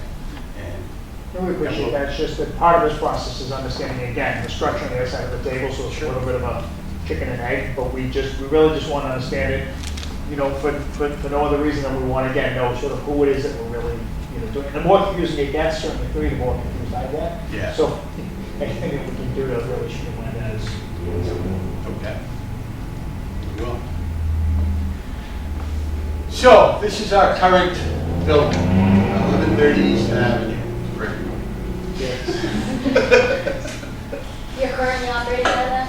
Yes, every day.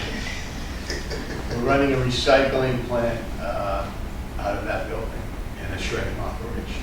We do confidential destruction, and we also do paper recycling out of that building. That building was built by my grandfather in 1964. He used to be right down the street prior to that on Maplewood Street Extension. And that property was taken by eminent domain in 63, I think, I'm pretty sure it was 62 or 63. He ended up with an opportunity to purchase Eastern Avenue, which he did.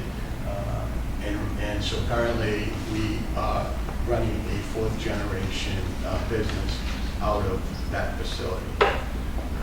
It is a complete eyesore, and Unfortunately, we have not been able to complete our remake of the building because shortly after getting in, moving our business from North Andover down here to this facility, and let me just step back for a minute. I inherited control of this building in 1984 when my grandfather passed away. I worked for the company that he sold the business to for 31 years, and he passed when I should say that in 2003. They decided, the company called the Newer Group decided that they didn't want to run this plant anymore. It was really a satellite to our main plant, which was in Salem, and it just didn't fit the portfolio anymore. So we terminated the lease, and I leased that building to JRM, who started his recycling venture there. It was a 10-year lease, and towards the end of that period, Jimmy Motzkin bought an opportunity up on Route 1 where he constructed Greenworks. So in 2015, the lease was ended, and he moved up there, and then we had to decide what we were going to do with that building. And I wasn't prepared at that time to sell the building. It just wasn't the right time. We were running out of North Andover, and we said, let's take a shot. So we did. We set up our business there. We brought our shredding company in and set up our equipment and started processing waste paper. It was probably, I guess now I would say it was an underfunded opportunity for us, just because the industry, the expenses that are incurred in this industry that you really don't see will tip you over. And I'm not going to say that they tipped us over, but it came really close. We survived, and unfortunately, the market took a severe downturn about a year and a half ago. That downturn due more to China, who was our largest buyer of recyclable material, completely fell out of the market. Their business over there, I think, and I really look at it as the U.S. was in a glut, Europe was in a glut. It was just a worldwide glut. China was making things for everybody, and then they found that they weren't making enough of themselves, and as the world turned down, so did China. They completely stopped buying waste plastics, and then eventually stopped buying waste paper. That has caused the price of recyclable paper to take drastic falls as much as 100% in some grades. We used to sell cardboard going into China when we started out at about $180 a ton. The last order we took, and right now we're shipping to India. They have the best market right now, and unfortunately, the price that we have to sell for right now, the last price was delivered to the Pier of Boston at $63 a ton. It just completely destroyed our margin. And that's the problem with this business. There is no control over yourself. The mill has all the control.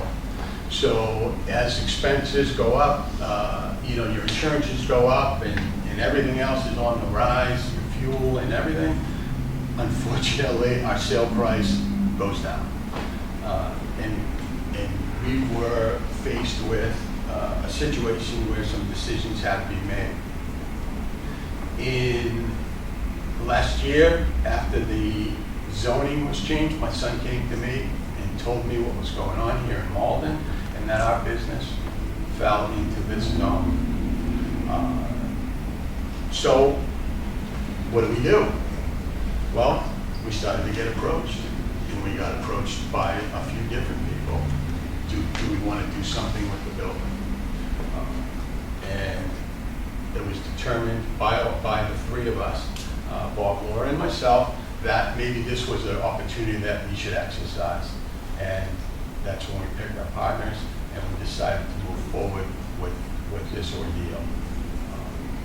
And it's been a fun ordeal so far, although it's costly to start this thing going.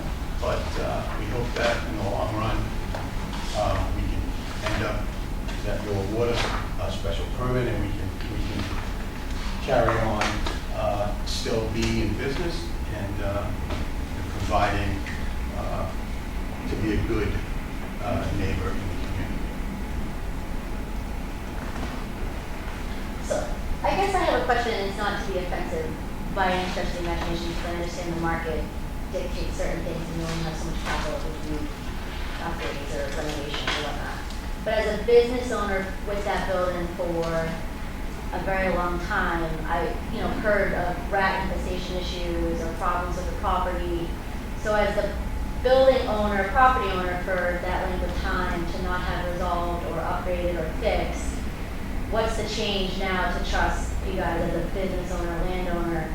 I mean, other than you'll have a ton of capital coming in and you can make all. Well, I think that's probably the biggest one is, that would be the biggest one.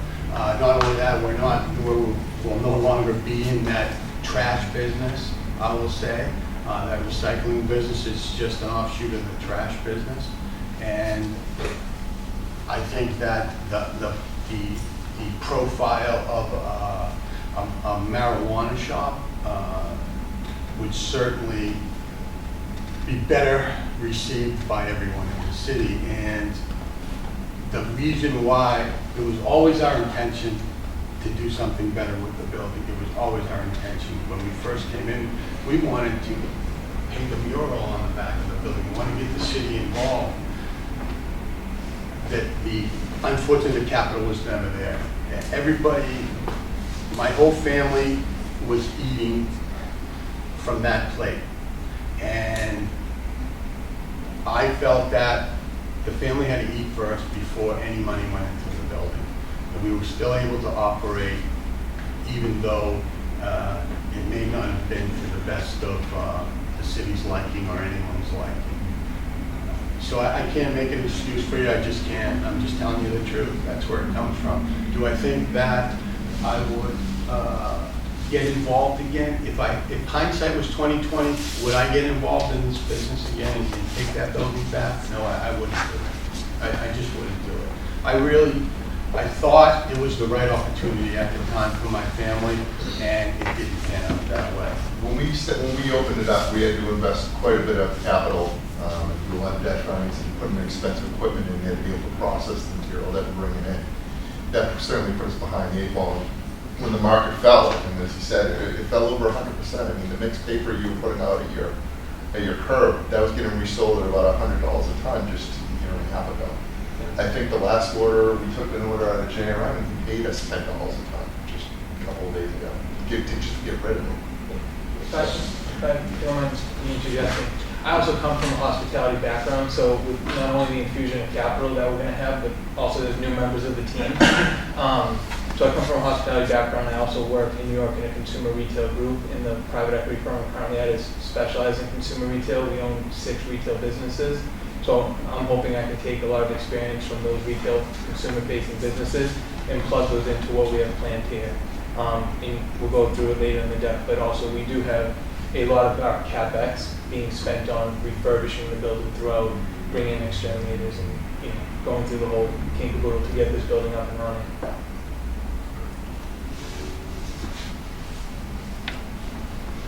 Get that off the screen again. Please. Anytime you guys look Against my better judgment, we we need need to have that the street slide there, believe me. Photoshop that. And We do have pest control there weekly. They're constantly being pest. Unfortunately, just so this is the rendering of what we anticipate to be the finished product of craft cultivation. And this is going to get addressed later in the presentation deck. 5 logs from retail, Jamie on the back part of the building for the cultivation. our anticipation is to put a second story inside the building and split it. We'll have canopy on the bottom and storage and other things on the top, which Jake will get into. This would be an extension on the building. This would be retail, the lower floor would be retail, and this would be office space, vault, and so forth and so on the top, which we'll show you later on. Anticipate building a 1,200 square foot dispensary. The building now is 12,500 square feet. We anticipate having approximately 11,000 square feet of canopy that would be growing. And I'm not going to get too deep in this because it will get covered later. And at this point, we'll get into parking. This is our building currently. We've laid out 13 spots within our building. I should touch this one first. This is the map according to, I think, the rules that the commission put out, that the board put out. 4.8 spots needed based on 1,200 square feet because 4 spots per 1,000 feet.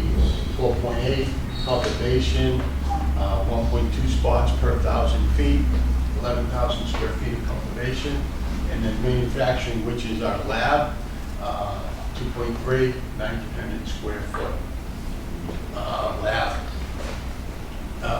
Total 21 spots. With 10 spots isolated here, we've executed also a letter of intent on that property that is next door to us here to lease some spots, some parking spots there in that lot. We are also in conversation with this gentleman here. This is Basil Logano's lot, and this is Mario Muto's lot. We're in conversations with these two gentlemen. Should things work out that we end up getting a special permit, that we could lease this land here to also take care of parking, or help us take care of parking. Excuse me, Bob. Your proposal states that your eventual square footage is going to be 25,000 square feet? The total building will be 25, well, with the second floor on it, yeah. Right. Yeah, it'll be 25,000 square feet. So that's not part of this calculation of proposal? What we try to do here is segment out because you have different numbers of spots per 1,000 for the different aspects of the building.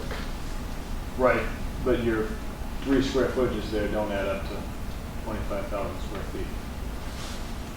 I think that's So is that 25,000 floor area? Yeah, because they went off the canopy. Went off the cultivation canopy. So, and that's my interpretation of the way things were written. It says canopy. So, and I went to the state site, and the way that they define canopy is grow area, including your mother rooms and your bedrooms and so forth. Mm-hmm. So that's all. The 11,000 square feet is only that is the grow part of the building. So I wasn't under the impression that you had to cover the rest of the building, or how you would cover the rest of the building. So for the storage in the trim rooms and things like that. Right. Our parking requirements are typically based off of square footage of use, and then, so that's why if you look at our ordinance, you'll see a lower requirement for, let's say, cultivation than you would see for retail, because cultivation at 1.2 is obviously accounting for all the other stuff that goes into that floor plan as opposed to retail, which would be more people and employees and things like that. So I think it's probably something we need to maybe take a tighter look at as far as your overall parking requirement versus the different floor areas. Yeah, maybe we can go over that, like, because there is different floor areas, how you define office space too. It's something that we could do off of a more we have some other plan slides that than we what can we do. have here. Right. Yeah. But I will show you that. I mean, Nelson, I think what essentially saying is there aren't any uses that have zero, right? So it's got to fit in one category or the other. Everything has to go in Square foot's got to something. be accounted for Right. somehow, so. Right. Okay. And that's another question I had, which, again, we don't have to debate now, but, you have office space, well, Right. that office space is kind of serving, I assume, serving multiple uses, so where does that fall in? So it'd be something we'll be able to. Yeah, we'll have to work, okay, that's fine, yeah, we'll work through that. That's the part I guess I didn't understand, Nelson, is Yeah. just how that rest of it comes about. Yep. Okay. That's just the spots, how they lay out for us with the addition, there's 9 spots across the front, 2 and 2 in that area. And then next door, it's just got the city file plan on that next door lot, just to show that there was some parking spots there. And with that, that is the beginning of the presentation, and I will turn it over to my son Robert to get into our retail entity. So, before I talk about dispensing operation, I want to talk about what is craft cannabis, what defines it. A lot of us have kind of compared this model to the whole craft beer model. I know I made the pilgrimages up to Stowe to go to the Alchemist, a Munson, Treehouse. There is no set definition on what craft cannabis is, but this is what we'll come up with here. It is locally connected. I grew up right down the street, spent the first 20 years of my life right over here on Grover Street. My mother told a year ago, when she passed, who lived here for over 40 years. My brother's still down here. We still have a lot of roots well within Malden.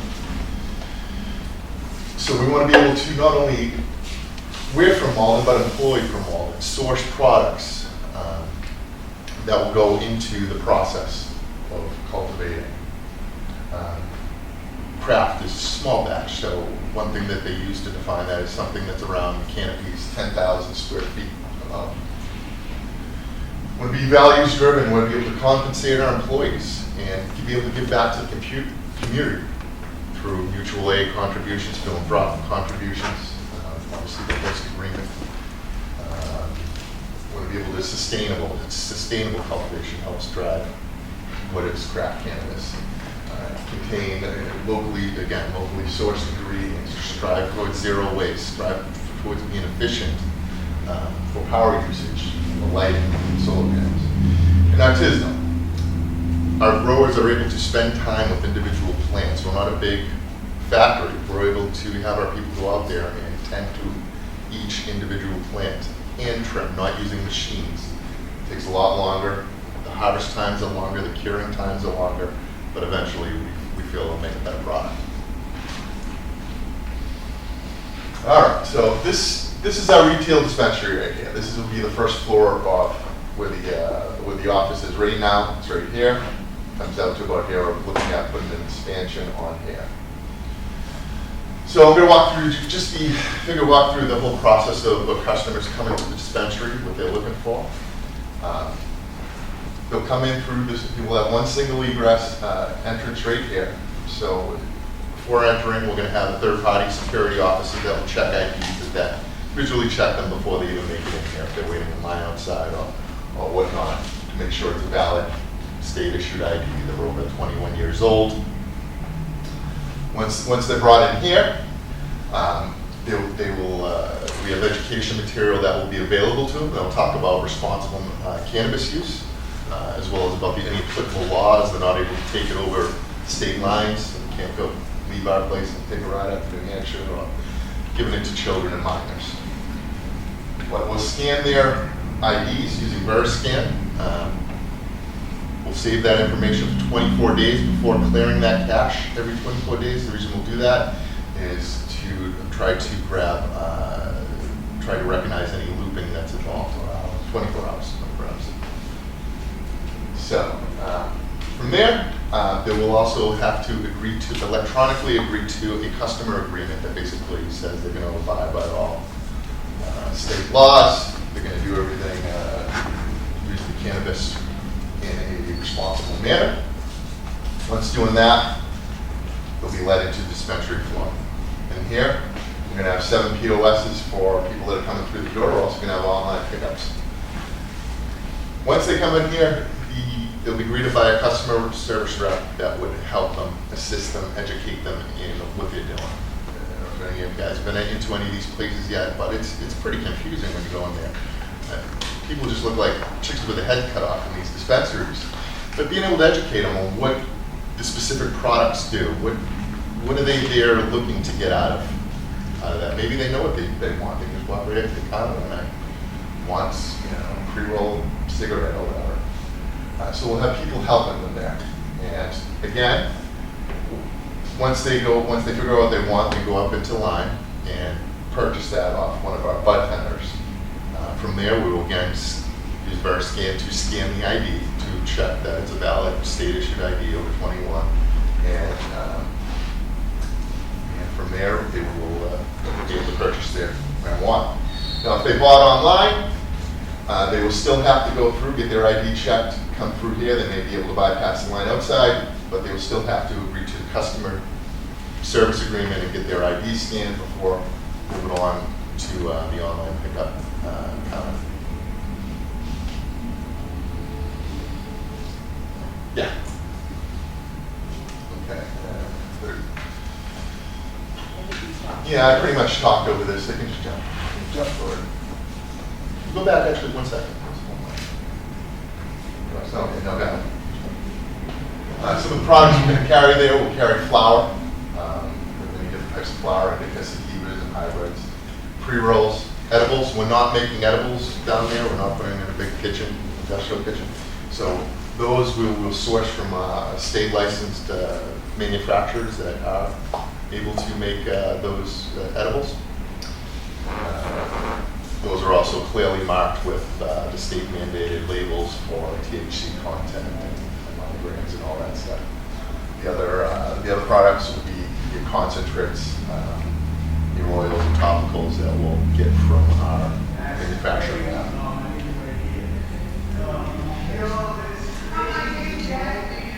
All right. So these numbers were put out by the CCC.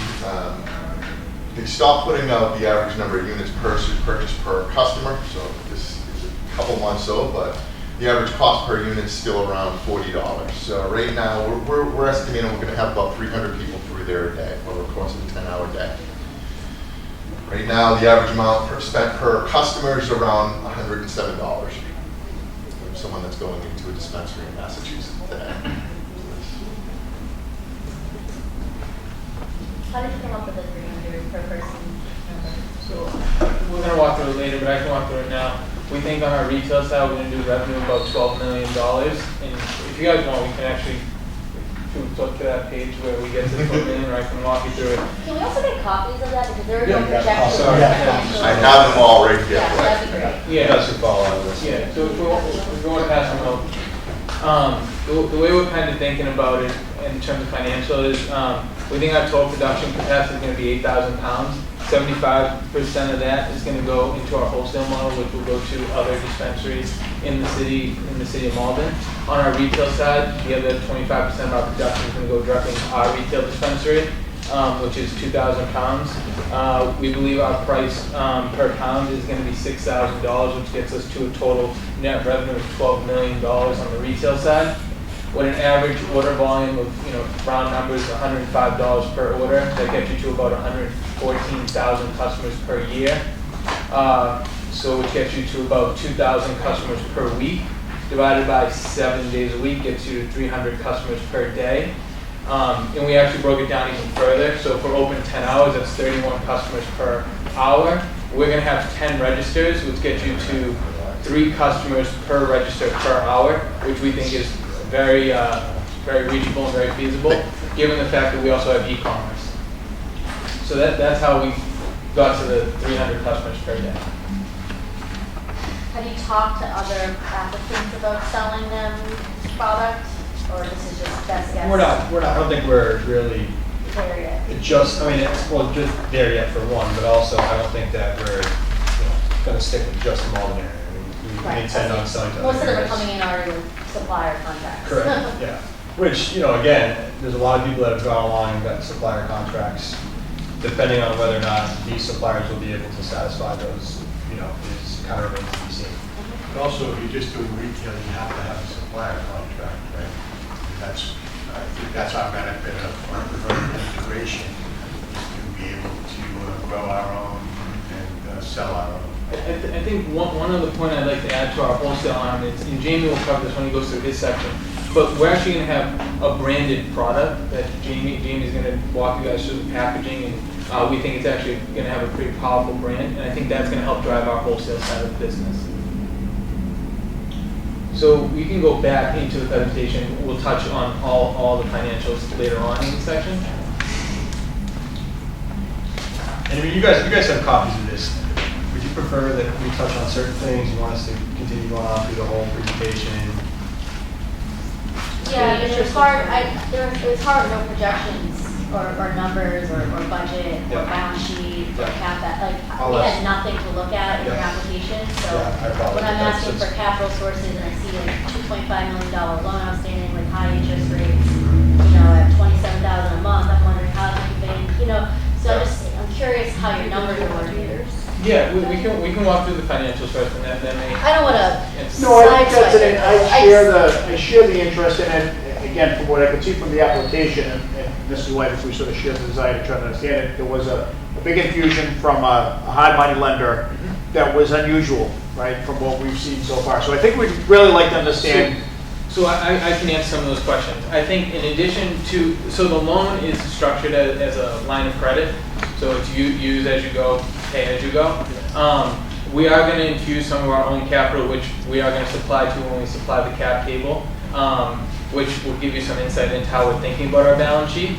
So do you have anything here that shows the total that you're thinking it's going to take to get you up and running and where you're showing the sources of capital coming from? And if you do, can we see that? Because it'll help us understand. So if you look on to the next page, we do have that line of credit for 2.535, I think is the actual amount. The reason it's at a high interest rate and it's hard money is because not many banks are interested in this space. We went to a few banks and nobody would really even give us the time of day. And I think over time that may change, but where we are in time today, it's not going to happen. So although we have the 2.535, I think we're all speaking about our infusion of capital, which is kind of what has also held up how we're going to break up the equity at the end of the day. You're going to see this team, and this is a team that should be communicating with you guys.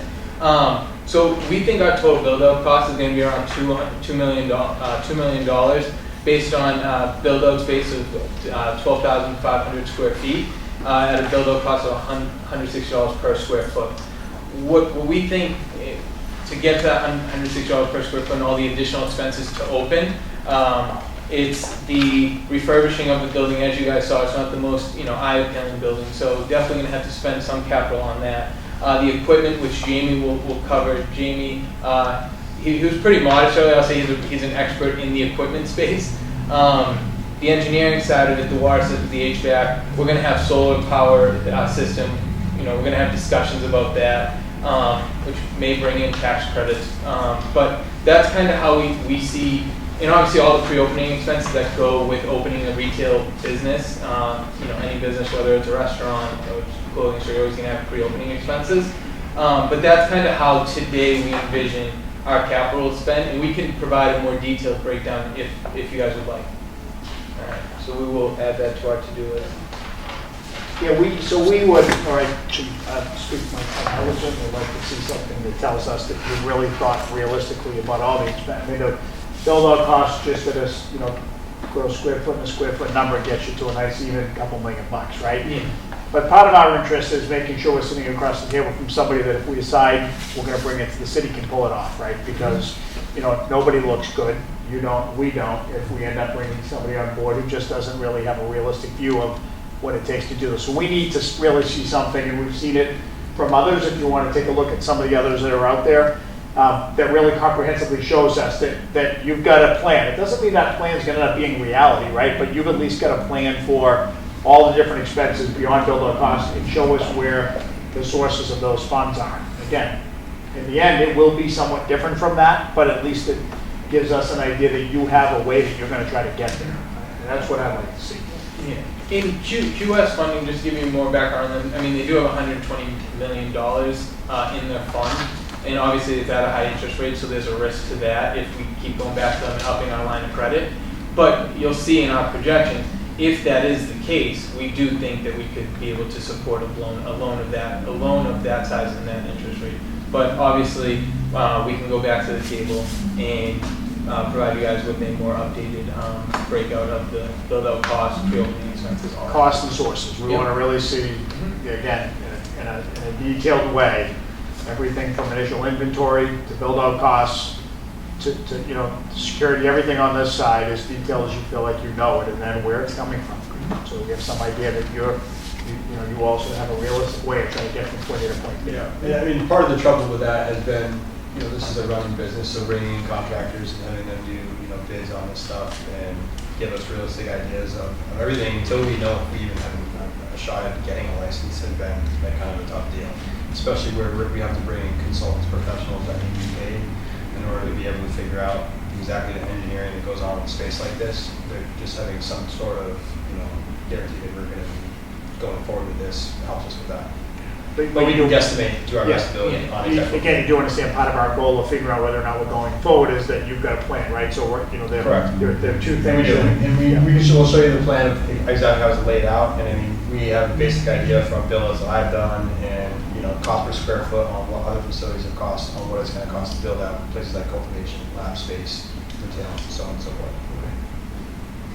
Yeah, and just to say it too, when you send us those numbers and whatnot, I do debt finance for a living, and so my main concern is how are we servicing that debt. So if you're using that revolver for your build-out costs and you're, say you're drawing $2 million to build it out, and how are you servicing that interest without any income, without any revenue, if you have no equity capital? And sometimes it does take, an upfront equity check to cover that, to get the plans, to get the contractors in place, and, I think that's just something we Yeah, no, I'm from your world as well. I mean, Yeah. we'll supply sources and uses. Because right now your leverage profile is really high. Yeah. Because I've seen no equity. Yeah, it's very high. So, not sure if we want to go back one more page real quick, if I'm just going to go through the section real quick. I think one thing that is helpful to, you want to just hit back real quick? One thing that's helpful to just kind of cover again one more time and how we're thinking about our three streams of revenue is we're a vertically integrated business, like you see on the left-hand side of the page. What that means is we control every part of our business, whether it's the cultivation, the manufacturing, the lab, the packaging, the dispensary, and the wholesale distribution. That's all controlled in-house. We're the decision makers on all those fronts. A lot, if not all, the presentations you guys have seen have been mainly a retailer applying for a license, and it's horizontally integrated retailers, which really only allows for one revenue stream for the city of Malden, and it also creates cross-dependency on other parts of the supply chain. So if I'm just a retailer coming to apply for a license, I had to have supplier contracts that are actually going to come to fruition. I had to have, packaging contract. I need all my packaging to be up to speed, and Jamie's going to go through his part of the presentation, and I don't think there's anybody with more knowledge about packaging and child safety products than Jamie, so hopefully that's one part of the presentation that you guys enjoy. But real quick, going to our year one financial profile, so 2 more slides. I covered the retail of the $12 million and what we think that would bring to the city of Malden. So that should bring around, on the retail side, $360,000 to the city of Malden. On the wholesale side, we think 75% of our 8,000 pounds of production capacity is going to go to the wholesale side of our business. And at a price of $3,000 per pound, that gets us to $18 million of net revenue just from our wholesale business. And 1% of that would go to the city of Malden, which is $180,000 to the city of Malden.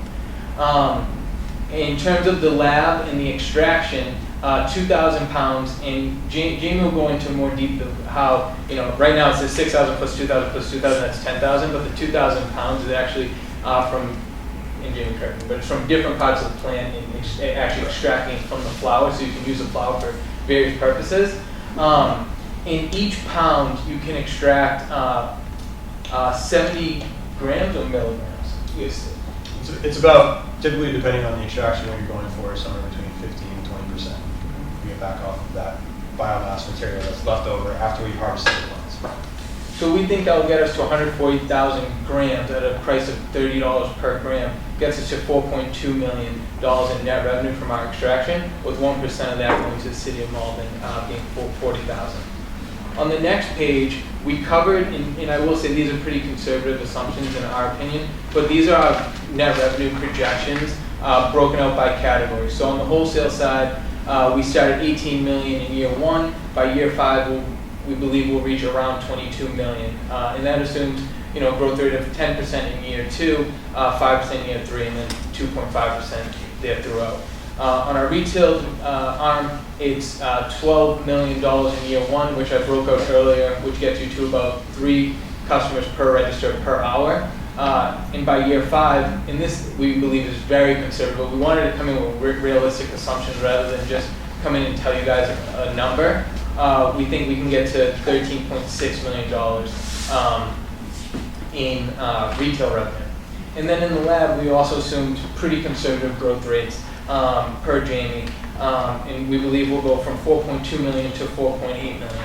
So obviously those numbers sound great, but at the end of the day, what does it really mean to the city? And why do I think a vertically integrated business like ours makes more sense?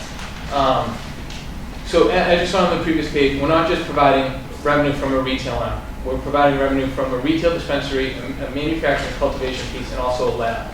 So to the city of Malden, over the course of 5 years, we believe that we can supply $3.2 million to the city of Malden from those 3 arms of business. And we've broken it out by year on this page. And like I said, I believe it's conservative assumptions, but we wanted to come in with realistic expectations rather than try to wow you guys with numbers. So this is year 1 of operation, right? Yeah, It's going to take you a year or 2 to build out and get your everything done and running. Yeah, so that's why we labeled it year 1 of operations and not 2019, 2020. We've also, can you go back to the slide where it shows the breakout? So, in our anticipation of the retail of the permit for the license, we're looking at giving the city 3% of the retail gross revenue.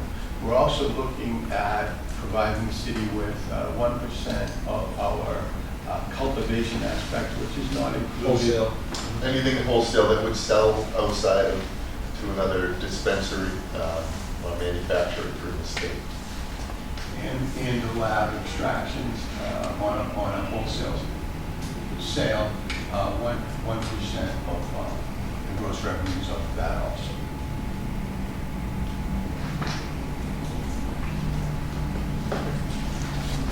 I think we can back up now. I don't know who wants to pop in now. Yeah, so I think probably run down a little bit about operations, and we can kind of finish up with some questions. And we have a lot of pages in here if you guys have any questions about, whatever you have questions about.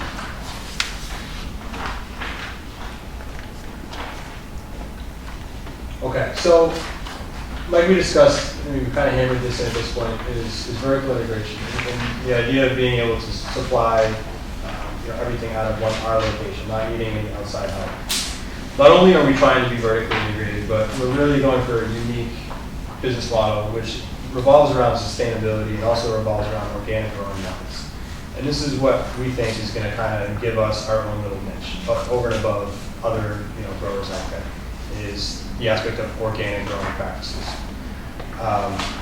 Typically out there right now, there's the common practice of growing marijuana is done in a lot of different mediums, cocoa or rock wool or soil, hydro.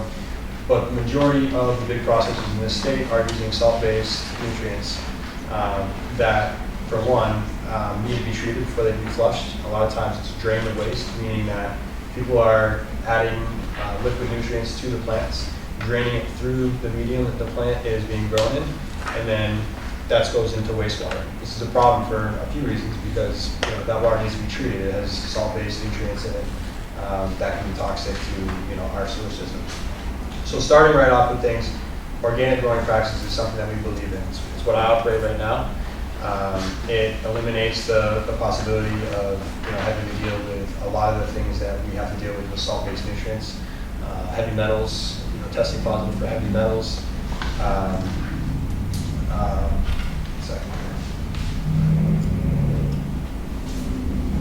dangerous toxins, other things like that come along with feeding a salt-based nutrient system.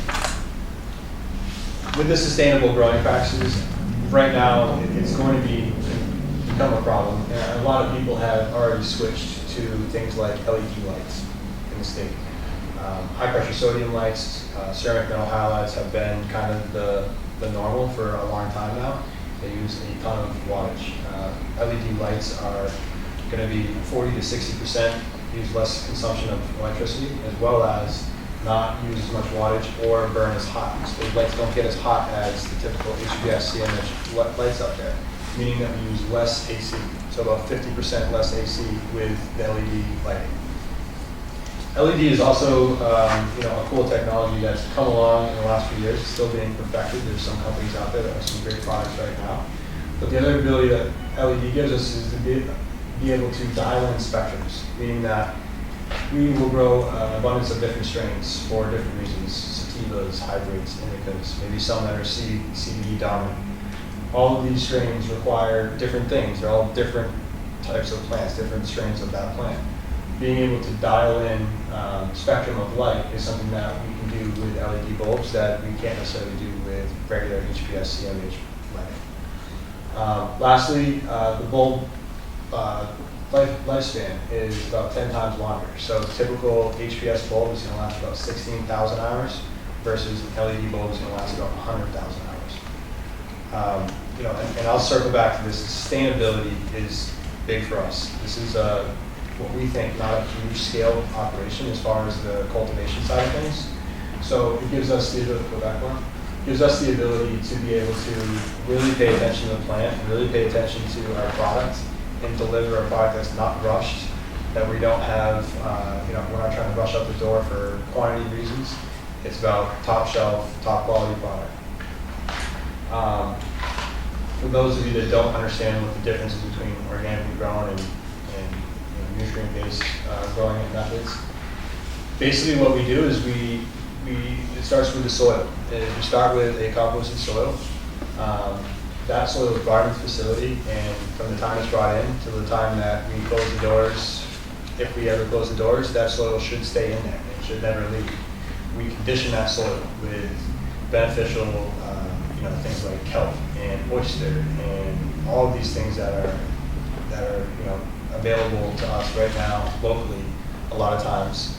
And we feed on a weekly basis, one time a week, a tea that will basically condition that soil. And rather than feed these plants through liquid nutrients to the root, we're actually feeding these plants through the soil.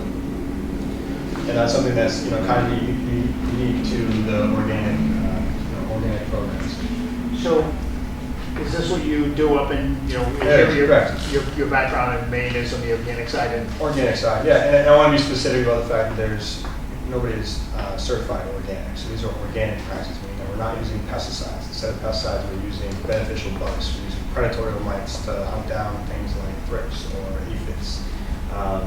But these are questions that, to the average consumer, they don't know. And it's becoming an issue where I think one of the big benefits about recreational marijuana is knowing what you're getting for a product. So in the current market now, because I'm not all that sort of informed, but are there folks that are already sort of playing in the space, and then the vast majority of folks are playing in the traditionally? But you're going to see the bigger operations. This is organic growing is a more labor-intensive operation. So the bigger operations are not going to be growing organic. And what can become a problem with that is failed test reports. And it's been an issue already, is that they're failing for pesticides, they're failing for heavy metals. And what happens to that product? It all goes to extraction. So it's got to carry a premium when you have to sell it both wholesale and retail, right? Correct. So this is where we're getting into. This is why we feel like this product in particular, it gives us a leg up. And that's why we like the space. We like that it's small, 10,000 square feet. 100,000 square feet, this would be a very complicated situation. 10,000 square feet is manageable for this. Will retailers pay a premium for organic? Absolutely. Yeah, and consumers as well. I mean, first of all, a lot of people will tell you that in the details of this, and I don't want to read word for word with everything because you get a long presentation. So you guys can read some of this stuff. But organic product, a lot of people say tastes a lot different, tastes a lot more natural. Doesn't have that kind of chemically aftertaste that some people kind of complain about with other growing methods. we don't have to flush out the salt-based nutrients at the end of the run. Throughout the life cycle of a lot of the other people in the way they're doing things, they're feeding these salt-based nutrients. For the last month, 3 weeks of the grow time, they're having to flush those nutrients out of that plant. If you don't do that, then you have issues. That's when you're testing for heavy metals. Because we're feeding organically, we're not putting anything into these plants that isn't available on the earth right now. Everything is organic. Everything that we use to grow them is organic. So absolutely, I think that there is a huge upside to us going with that program, and I think that you'll find that there's going to be different shelf levels at most of these retail dispensaries, and there's going to be stuff that's going to be the cheaper product that I'm sure people are going to buy, and there's going to be stuff that people pay more attention to and is a much more clean and just a product that everybody can count on time after time is going to be a clean and well-made product.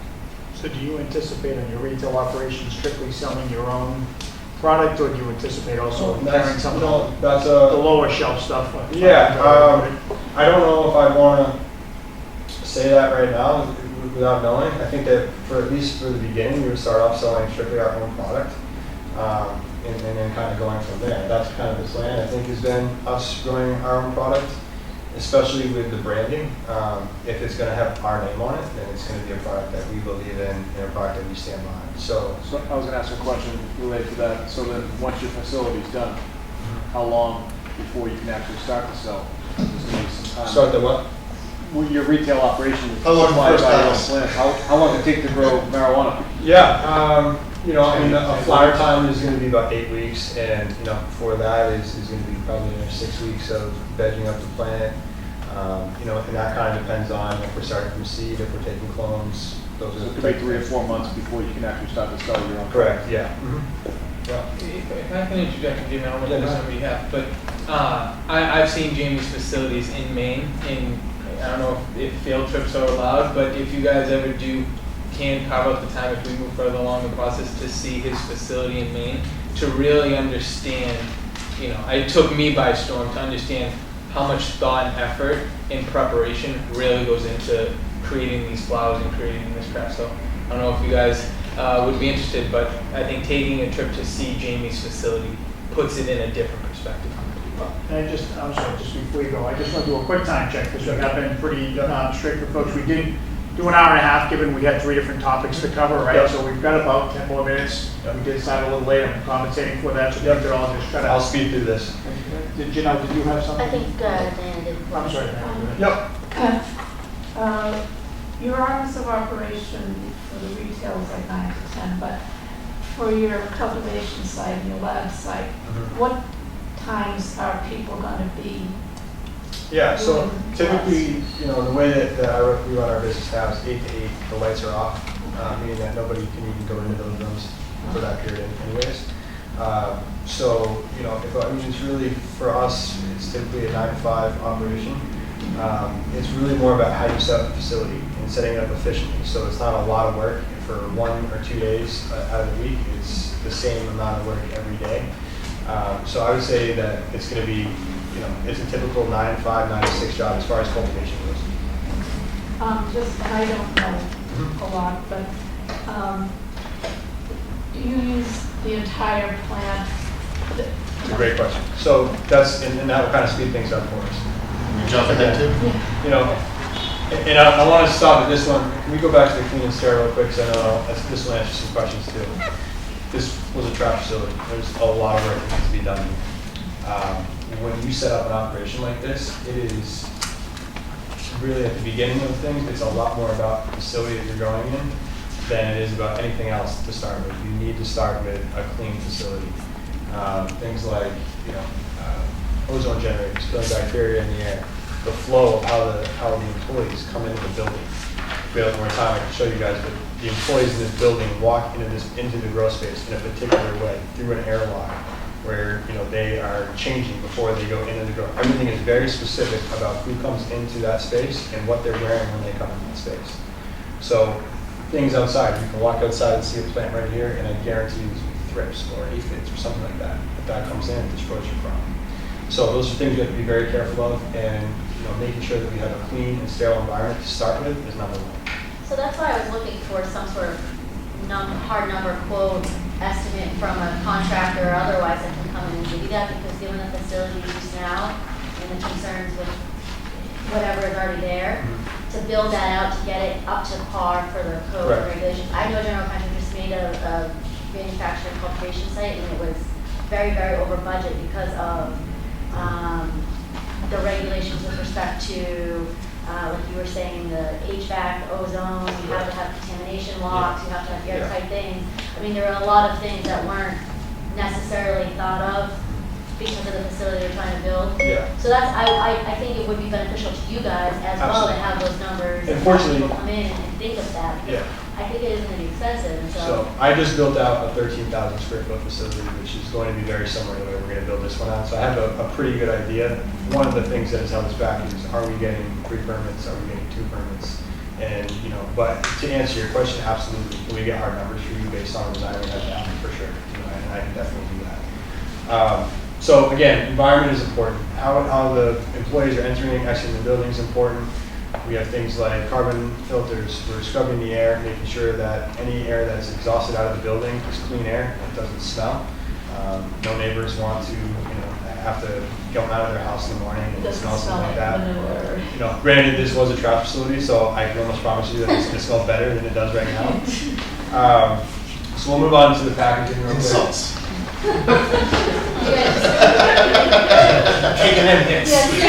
Packaging is important. This is a packaging machine I run at this time right now. This is a specialized machine which, you know, for me, I felt like is a very cool way of packaging. It satisfies a lot of different needs. What you see here is a machine that is packaging product into tins, tuna tins. Not only is it doing that, it's backfilling those with nitrogen before it seals them. Does it make a lot of noise? It doesn't. No, it's very quiet. It backfills it with nitrogen, which helps to preserve the product, so our shelf life is going to be a lot longer. On top of that, those tins have a special child-proof top. So the child-proof top works much like an Advil bottle, where you turn 2 arrows to meet up together, pull the top off, and then there's a seal underneath. So pretty cool machine. Works well with production. Does about 30 tins per minute. And this was created through a PepsiCo former engineer employee that really, you know, kind of knows a lot about the business of sanitizing these packaging, you know, situations, as well as the sustainability of it. We intend on, if we go the setup like this, having customers be able to bring their tins back and give them a rebate for those tins so that we can recycle them and, you know, continue that sustainability with our packaging. So it's cool to create an organic product and then package it with nitrogen in the end? Well, yeah. You know, to be honest with you, the nitrogen will help to make sure that no moisture builds in there. If you get moisture inside your bag, you're going to have mold. This is food-grade liquid nitrogen. So, I mean, it's not anything that is inorganic. It really is just preserving that product for a period of time where, you know, if it's on the shelves for a while, then I think that also gives us a leg up to be able to have a longer shelf life than our competitors. Can I jump in real quick? Besides building a highly desirable brand that I think other retail dispensaries will want to sell in their stores that we're going to grow, Jamie, can you hit on the seed to sale tracking in the holographic online link that we posted? Along with these tins, all of these tins will have batch IDs that will be unique. These batch IDs will be able to be traced back to tell when the product was packaged, when and where it went to, what stores it went to, who bought it from what store. Therefore, if there's any issues with quality control of that product, then you can trace it back to the source and find out, you know, what happened, where it came from, as well as if the product ends up into the wrong hands, we're able to trace back, you know, have a kind of a timeline of exactly where that product went and how that happened. All right, we'll skip forward. Testing and control. Everything that we cultivate is, after being cultivated, is tested for molds, microbials, heavy metals, you know, anything that can be harmful to our consumers. It's one of the benefits of, you know, this program nowadays is that 10, 20 years ago, people were buying this product and not knowing what they were getting. Nowadays, you're going to know exactly what you're getting, what the potency is of it, if it's clean, all that good stuff. To answer your question about using all parts of the plant, this is kind of where I came in. This is how I started in this industry, was extraction. And this is, again, one thing that we feel like we like about this vertically integrated system. When you grow these plants, you grow them up, and when they're at the time they're harvested, we then trim all the leaves off of the buds, and the buds are then taken into the dry and cure room. All of that trim, 20, 30 years ago, people usually have bonfires with. But that trim and smaller bark buds still contains a lot of the cannabinoids that are found in that plant. After extracting them, we're able to extract the oil into basically a crude oil for the most part, depending on what extraction method we're using. From there, we use post-processing, which is various chemistry processes to isolate those compounds in that oil. So we can isolate things like CBD, we can isolate things like THC or terpenes, and then add them back or infuse them into other products, whether that be vaporizers, oils, lotions, so on and so forth. And that's where we get that $6,000 a pound figure. It's not that we're selling, necessarily selling product for that much money. It's more so that we figure our whole harvest based on not only the product that is being harvested and then packaged for sale in flower form, but also what we're harvesting from trim, larf, and then extracting that and using all of that. So at the end of the day, our soil is coming in, it's always staying in there. All we're doing is continuing to add beneficial microbials and nutrients to that soil, so that's never leaving. We're harvesting all of our bugs, and on top of that, harvesting all the trim, all the leaves, and all the little bugs from that plant. So at the end of the day, we're really using almost 100% of that plant. The only part of the plant that we don't typically extract, just because there's not a whole lot there, is the stem of the plant. In which case, a lot of times they're sold to composters and grind it up. Do you source biomass from others to extract from also, or do you just do whatever it is? It really would depend on, I don't know the answer to that question. I think it would depend on. We debated that back and forth, and it's just a decision I think we're going to make at a time when we're better equipped to make. Right now, we don't know if we're going to really have the time allotted to do that for other people. Furthermore, one of the bigger complications is that any time that we bring somebody else's material into our facility, we take risks. And, that's something that we have to be very careful about. So that's, for the time being, I think we'd like to stick with just our own products. If at a later date, we decide to go to that road, maybe we could do some further renovations to make it so that there wasn't, any type of contamination issues. But as of right now, the way the design has been planned out, that lab is part of our cultivation area. So I do want to be, again, we are at the end, so if you wouldn't mind, and I don't know if anybody on this side has any other questions, or I want to ask you to kind of wrap up with everything. Yeah, I think. I actually do, so I know you were here previously for security, so I thought you looked familiar. Yeah, he was. So assuming you know what you're doing, we've already talked to you once, I know you know what you're doing. Do you see any difficulty in the security setup or plan because it has multiple uses and facets to the design, or it's the same for you as far as security plan? It's really the same. If you look at, Just quickly, I didn't know if there was a difference, and everybody's like, No. oh, super security. If you- Just say you're super security. We're mainly concerned about this area here, and also going to be covered with cameras. We don't have outside sources bringing in product, Right. so we don't really have to worry about the loading dock except when we're receiving soil or whatever it might be. Right. So no, one guard at the entry and exit, one guard in the camera room and the security room, and one guard in the facility, kind of escorting people out, pointing out the way out. Right. Other than that, no. And are there cameras in the grow rooms, or is that not able to happen? No cameras in the grow rooms. I mean, I think there is a few cameras in the grow Yeah, there rooms. is. And that's really going to be more for our benefit than it is, we have a vestibule area that everyone has to be vetted before they walk in the door. That includes our employees. So everybody would be checked in every day. If there was an issue with an employee, then, at that point, we might use those cameras in there. But, for security reasons, it's really anybody that's inside of that grow will have to be vetted part of the company. We should have the number of actual cameras listed in the top left Right. corner there. And then same concern with if there's overload, you have waiting area, you have outside lineup, you have detail, you have waiting room inside. I'm sure there's going to be at least one or two details that you're going to want to have there, or at least one. I'd like to see one anyway, just so we have it. But the in line would be here, and my guard facing out.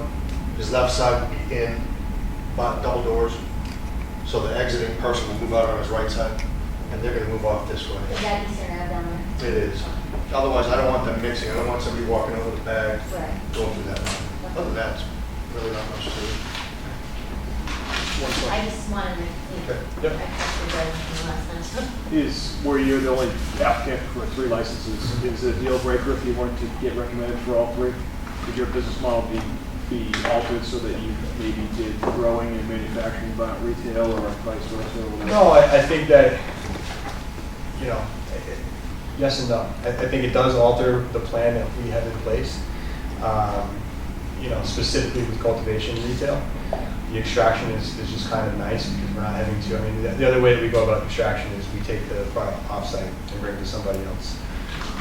You know, that's something that we could do, but having control of, you know, our cultivation and also having a retail establishment to sell, you know, our product, that is I think our biggest concern. The lab is pretty minimal impact, and the equipment that's going to be in there is not a lot to be able to handle in a facility this size. But, you know, and Rob can kind of answer this, I don't think it would be a real deal breaker if all 3 permits were. You would certainly have to look at what, you know, was presented. So that's a question that I have for the board, is that are we looked at as 3 separate licenses? Yeah, it's 3 separate applications, it's 3 separate licenses. They hang together in the sense that it's all proposed for by the same team under the same facility, right? But I think, you know, what Mr. Miller's getting at is the board sort of considers the whole package, right? And the challenges of understanding, you owe us more information on the financial side of things, and there's things to look into in terms of parking and some of the different categories and where that really leaves you. But as you look at all those different challenges, I think what you're throwing out there is one of the way to solve them by shrinking down, you know, the initiative. So I think that's in that spirit that's thrown out there is something that may need to be looked at. Yeah, Mr. Ogre, Mr. Miller, the way we kind of think about it is, I really truly do believe we would like to be a vertically integrated business where we do have every component. And yes, I do think there will be challenges, but hopefully over the next week we can get you the information you need to kind of complete our proposal. Because I fully believe that if you do have a fully vertically integrated business that can work with the city of Malden, in my opinion, and I'm obviously biased, but it's a great opportunity for the city to have under one roof. You guys are working with one team that has all 3 components of, you know, the business. No, we certainly get why it makes sense, you know, from your perspective, and I think it's just a matter of where the challenges come in. Certainly, it could help us to create a sustainable model. I mean, this is going to be a commodity. The market's going to be a lot different 5 years from now than what it is today when we start more cultivation facilities and dispensaries come online. So going back to the vertical integration, being able to control our own destiny, control what our products are is crucial. It was just something I wanted to know so that we as a committee, when we start to talk about this, and we do address you differently because you are 3 different licenses, that we have that information. And we had a lot to cram in one meeting here. If you guys do have any questions, feel free to reach out to us. I'm free to answer any questions operationally about anything. You know, and Nico will be happy to answer I any. apologize, I didn't get to my slides. I would be responsible for all the back office administration and HR, so I was going to talk about staffing and training and our diversity program. So if you have any questions on those, I can certainly be available if you need me. Do you have a goal for Malden residents or At least diversity 50%. residents? So let me end with this. I mean, certainly our process, as much as, you know, we've tried to have these interviews with equal time for everybody and adjusted for the number of licenses that you'll be applying for. There's absolutely a process by which, as we begin having discussions as a team, you know, the door is open for us going back to, we've asked for some things, we look to get those, there may be more of those. So this isn't one of those, whatever didn't get in during the last hour and a half, the door is shut, it's too, you know, it's too bad. So We appreciate it. yeah, for sure. So Thank you. you should feel free to follow up with something you feel like you want to follow up with. We're going to feel free to come back with questions. And For the 3 operators, what would be your full-time employee count? So we were looking at 15, 12, 2. 36 initially, full-time, and then, like I said, at least 50% for the hiring goal within Malden. And you can see the breakdown of retail, cultivation, and manufacturing, with a management layer on top. So in addition to the cap table ownership structure, So do you mind if I walk through the list of kind of follow-up items? Well, yeah, that's what I was going to do right now, actually, so we're all on the same page. Yeah. So cap table ownership Yeah. structure, I would like to see a final bylaws to see how the entity is being controlled. Yeah. Which is, you know, how is your shares split and ultimately who's on the board. Yeah. What else do we have? So you also asked for the parking requirement, so I believe we'll follow up with you on that, on, how each category is broken down and how we can make, this whole thing work for the whole enterprise, and then we can also break it up into the different parts. So that was one of the other requests. You asked for basically the sources and uses of the initial CapEx spend and, where some of the funding is gonna come from, so we'll supply that. Idea of build out, which we can get you some ideas Yes, on part that. numbers in your bill, For sure, just given yeah. the conflict. You'd also mentioned cleaning up the lease, typing out, so that you Yes, saw it in I the think, company's name, correct? Just on the lease, so Bob, who are the shareholders of organic waste, is that? Just you two? Okay, so, because again, if that lease agreement then provides for 7% ownership, right, by organic waste in the corporation, so I wanted to make sure there's nobody else besides you two. You just don't want to clean that whole thing up, right? Like, why not have the ownership just be the ownership as opposed to be through a lease? It's yeah, just just at arm's length, that firm market value, you don't have to worry about Yeah. what fiduciary. unnecessary confusion. Obviously, I understand it's a revolving door of, back and forth between us, but is there a hard set date where you guys would like all this information in by, just so, we can work on it? Yes, so I would say that, we're going to schedule a meeting probably within a week to start having dialogue, so Just get it as quick as we can. anything after that, you might run the risk that it's the week after we have the dialogue when it would have been helpful, so Okay. I try to avoid that. So within a week, as in possibly next Tuesday, next Wednesday? Okay. Are we starting deliberations in next Wednesday? That's what we'll talk about, Yeah, but I would you can anticipate it could happen as quickly as a week, it might be 2 weeks, but I would All right, say so that I we'll, would. we'll work on an expedited timeline to get that stuff to you guys in an orderly fashion. Okay, well, certainly, again, this is, it's been the first one we've had that's had the level of, well, any level of vertical integration, so it brings with it different dialogue, I think that's been evident in a little bit of the back and forth. but, All kinds of stuff. Yeah, it's been helpful to us, we appreciate all taking the time out to, put the information together, and like I said, follow up with the stuff that we've asked you to follow up with, and we'll probably reach out with some other things, so thank you. Sounds great. Thank you guys.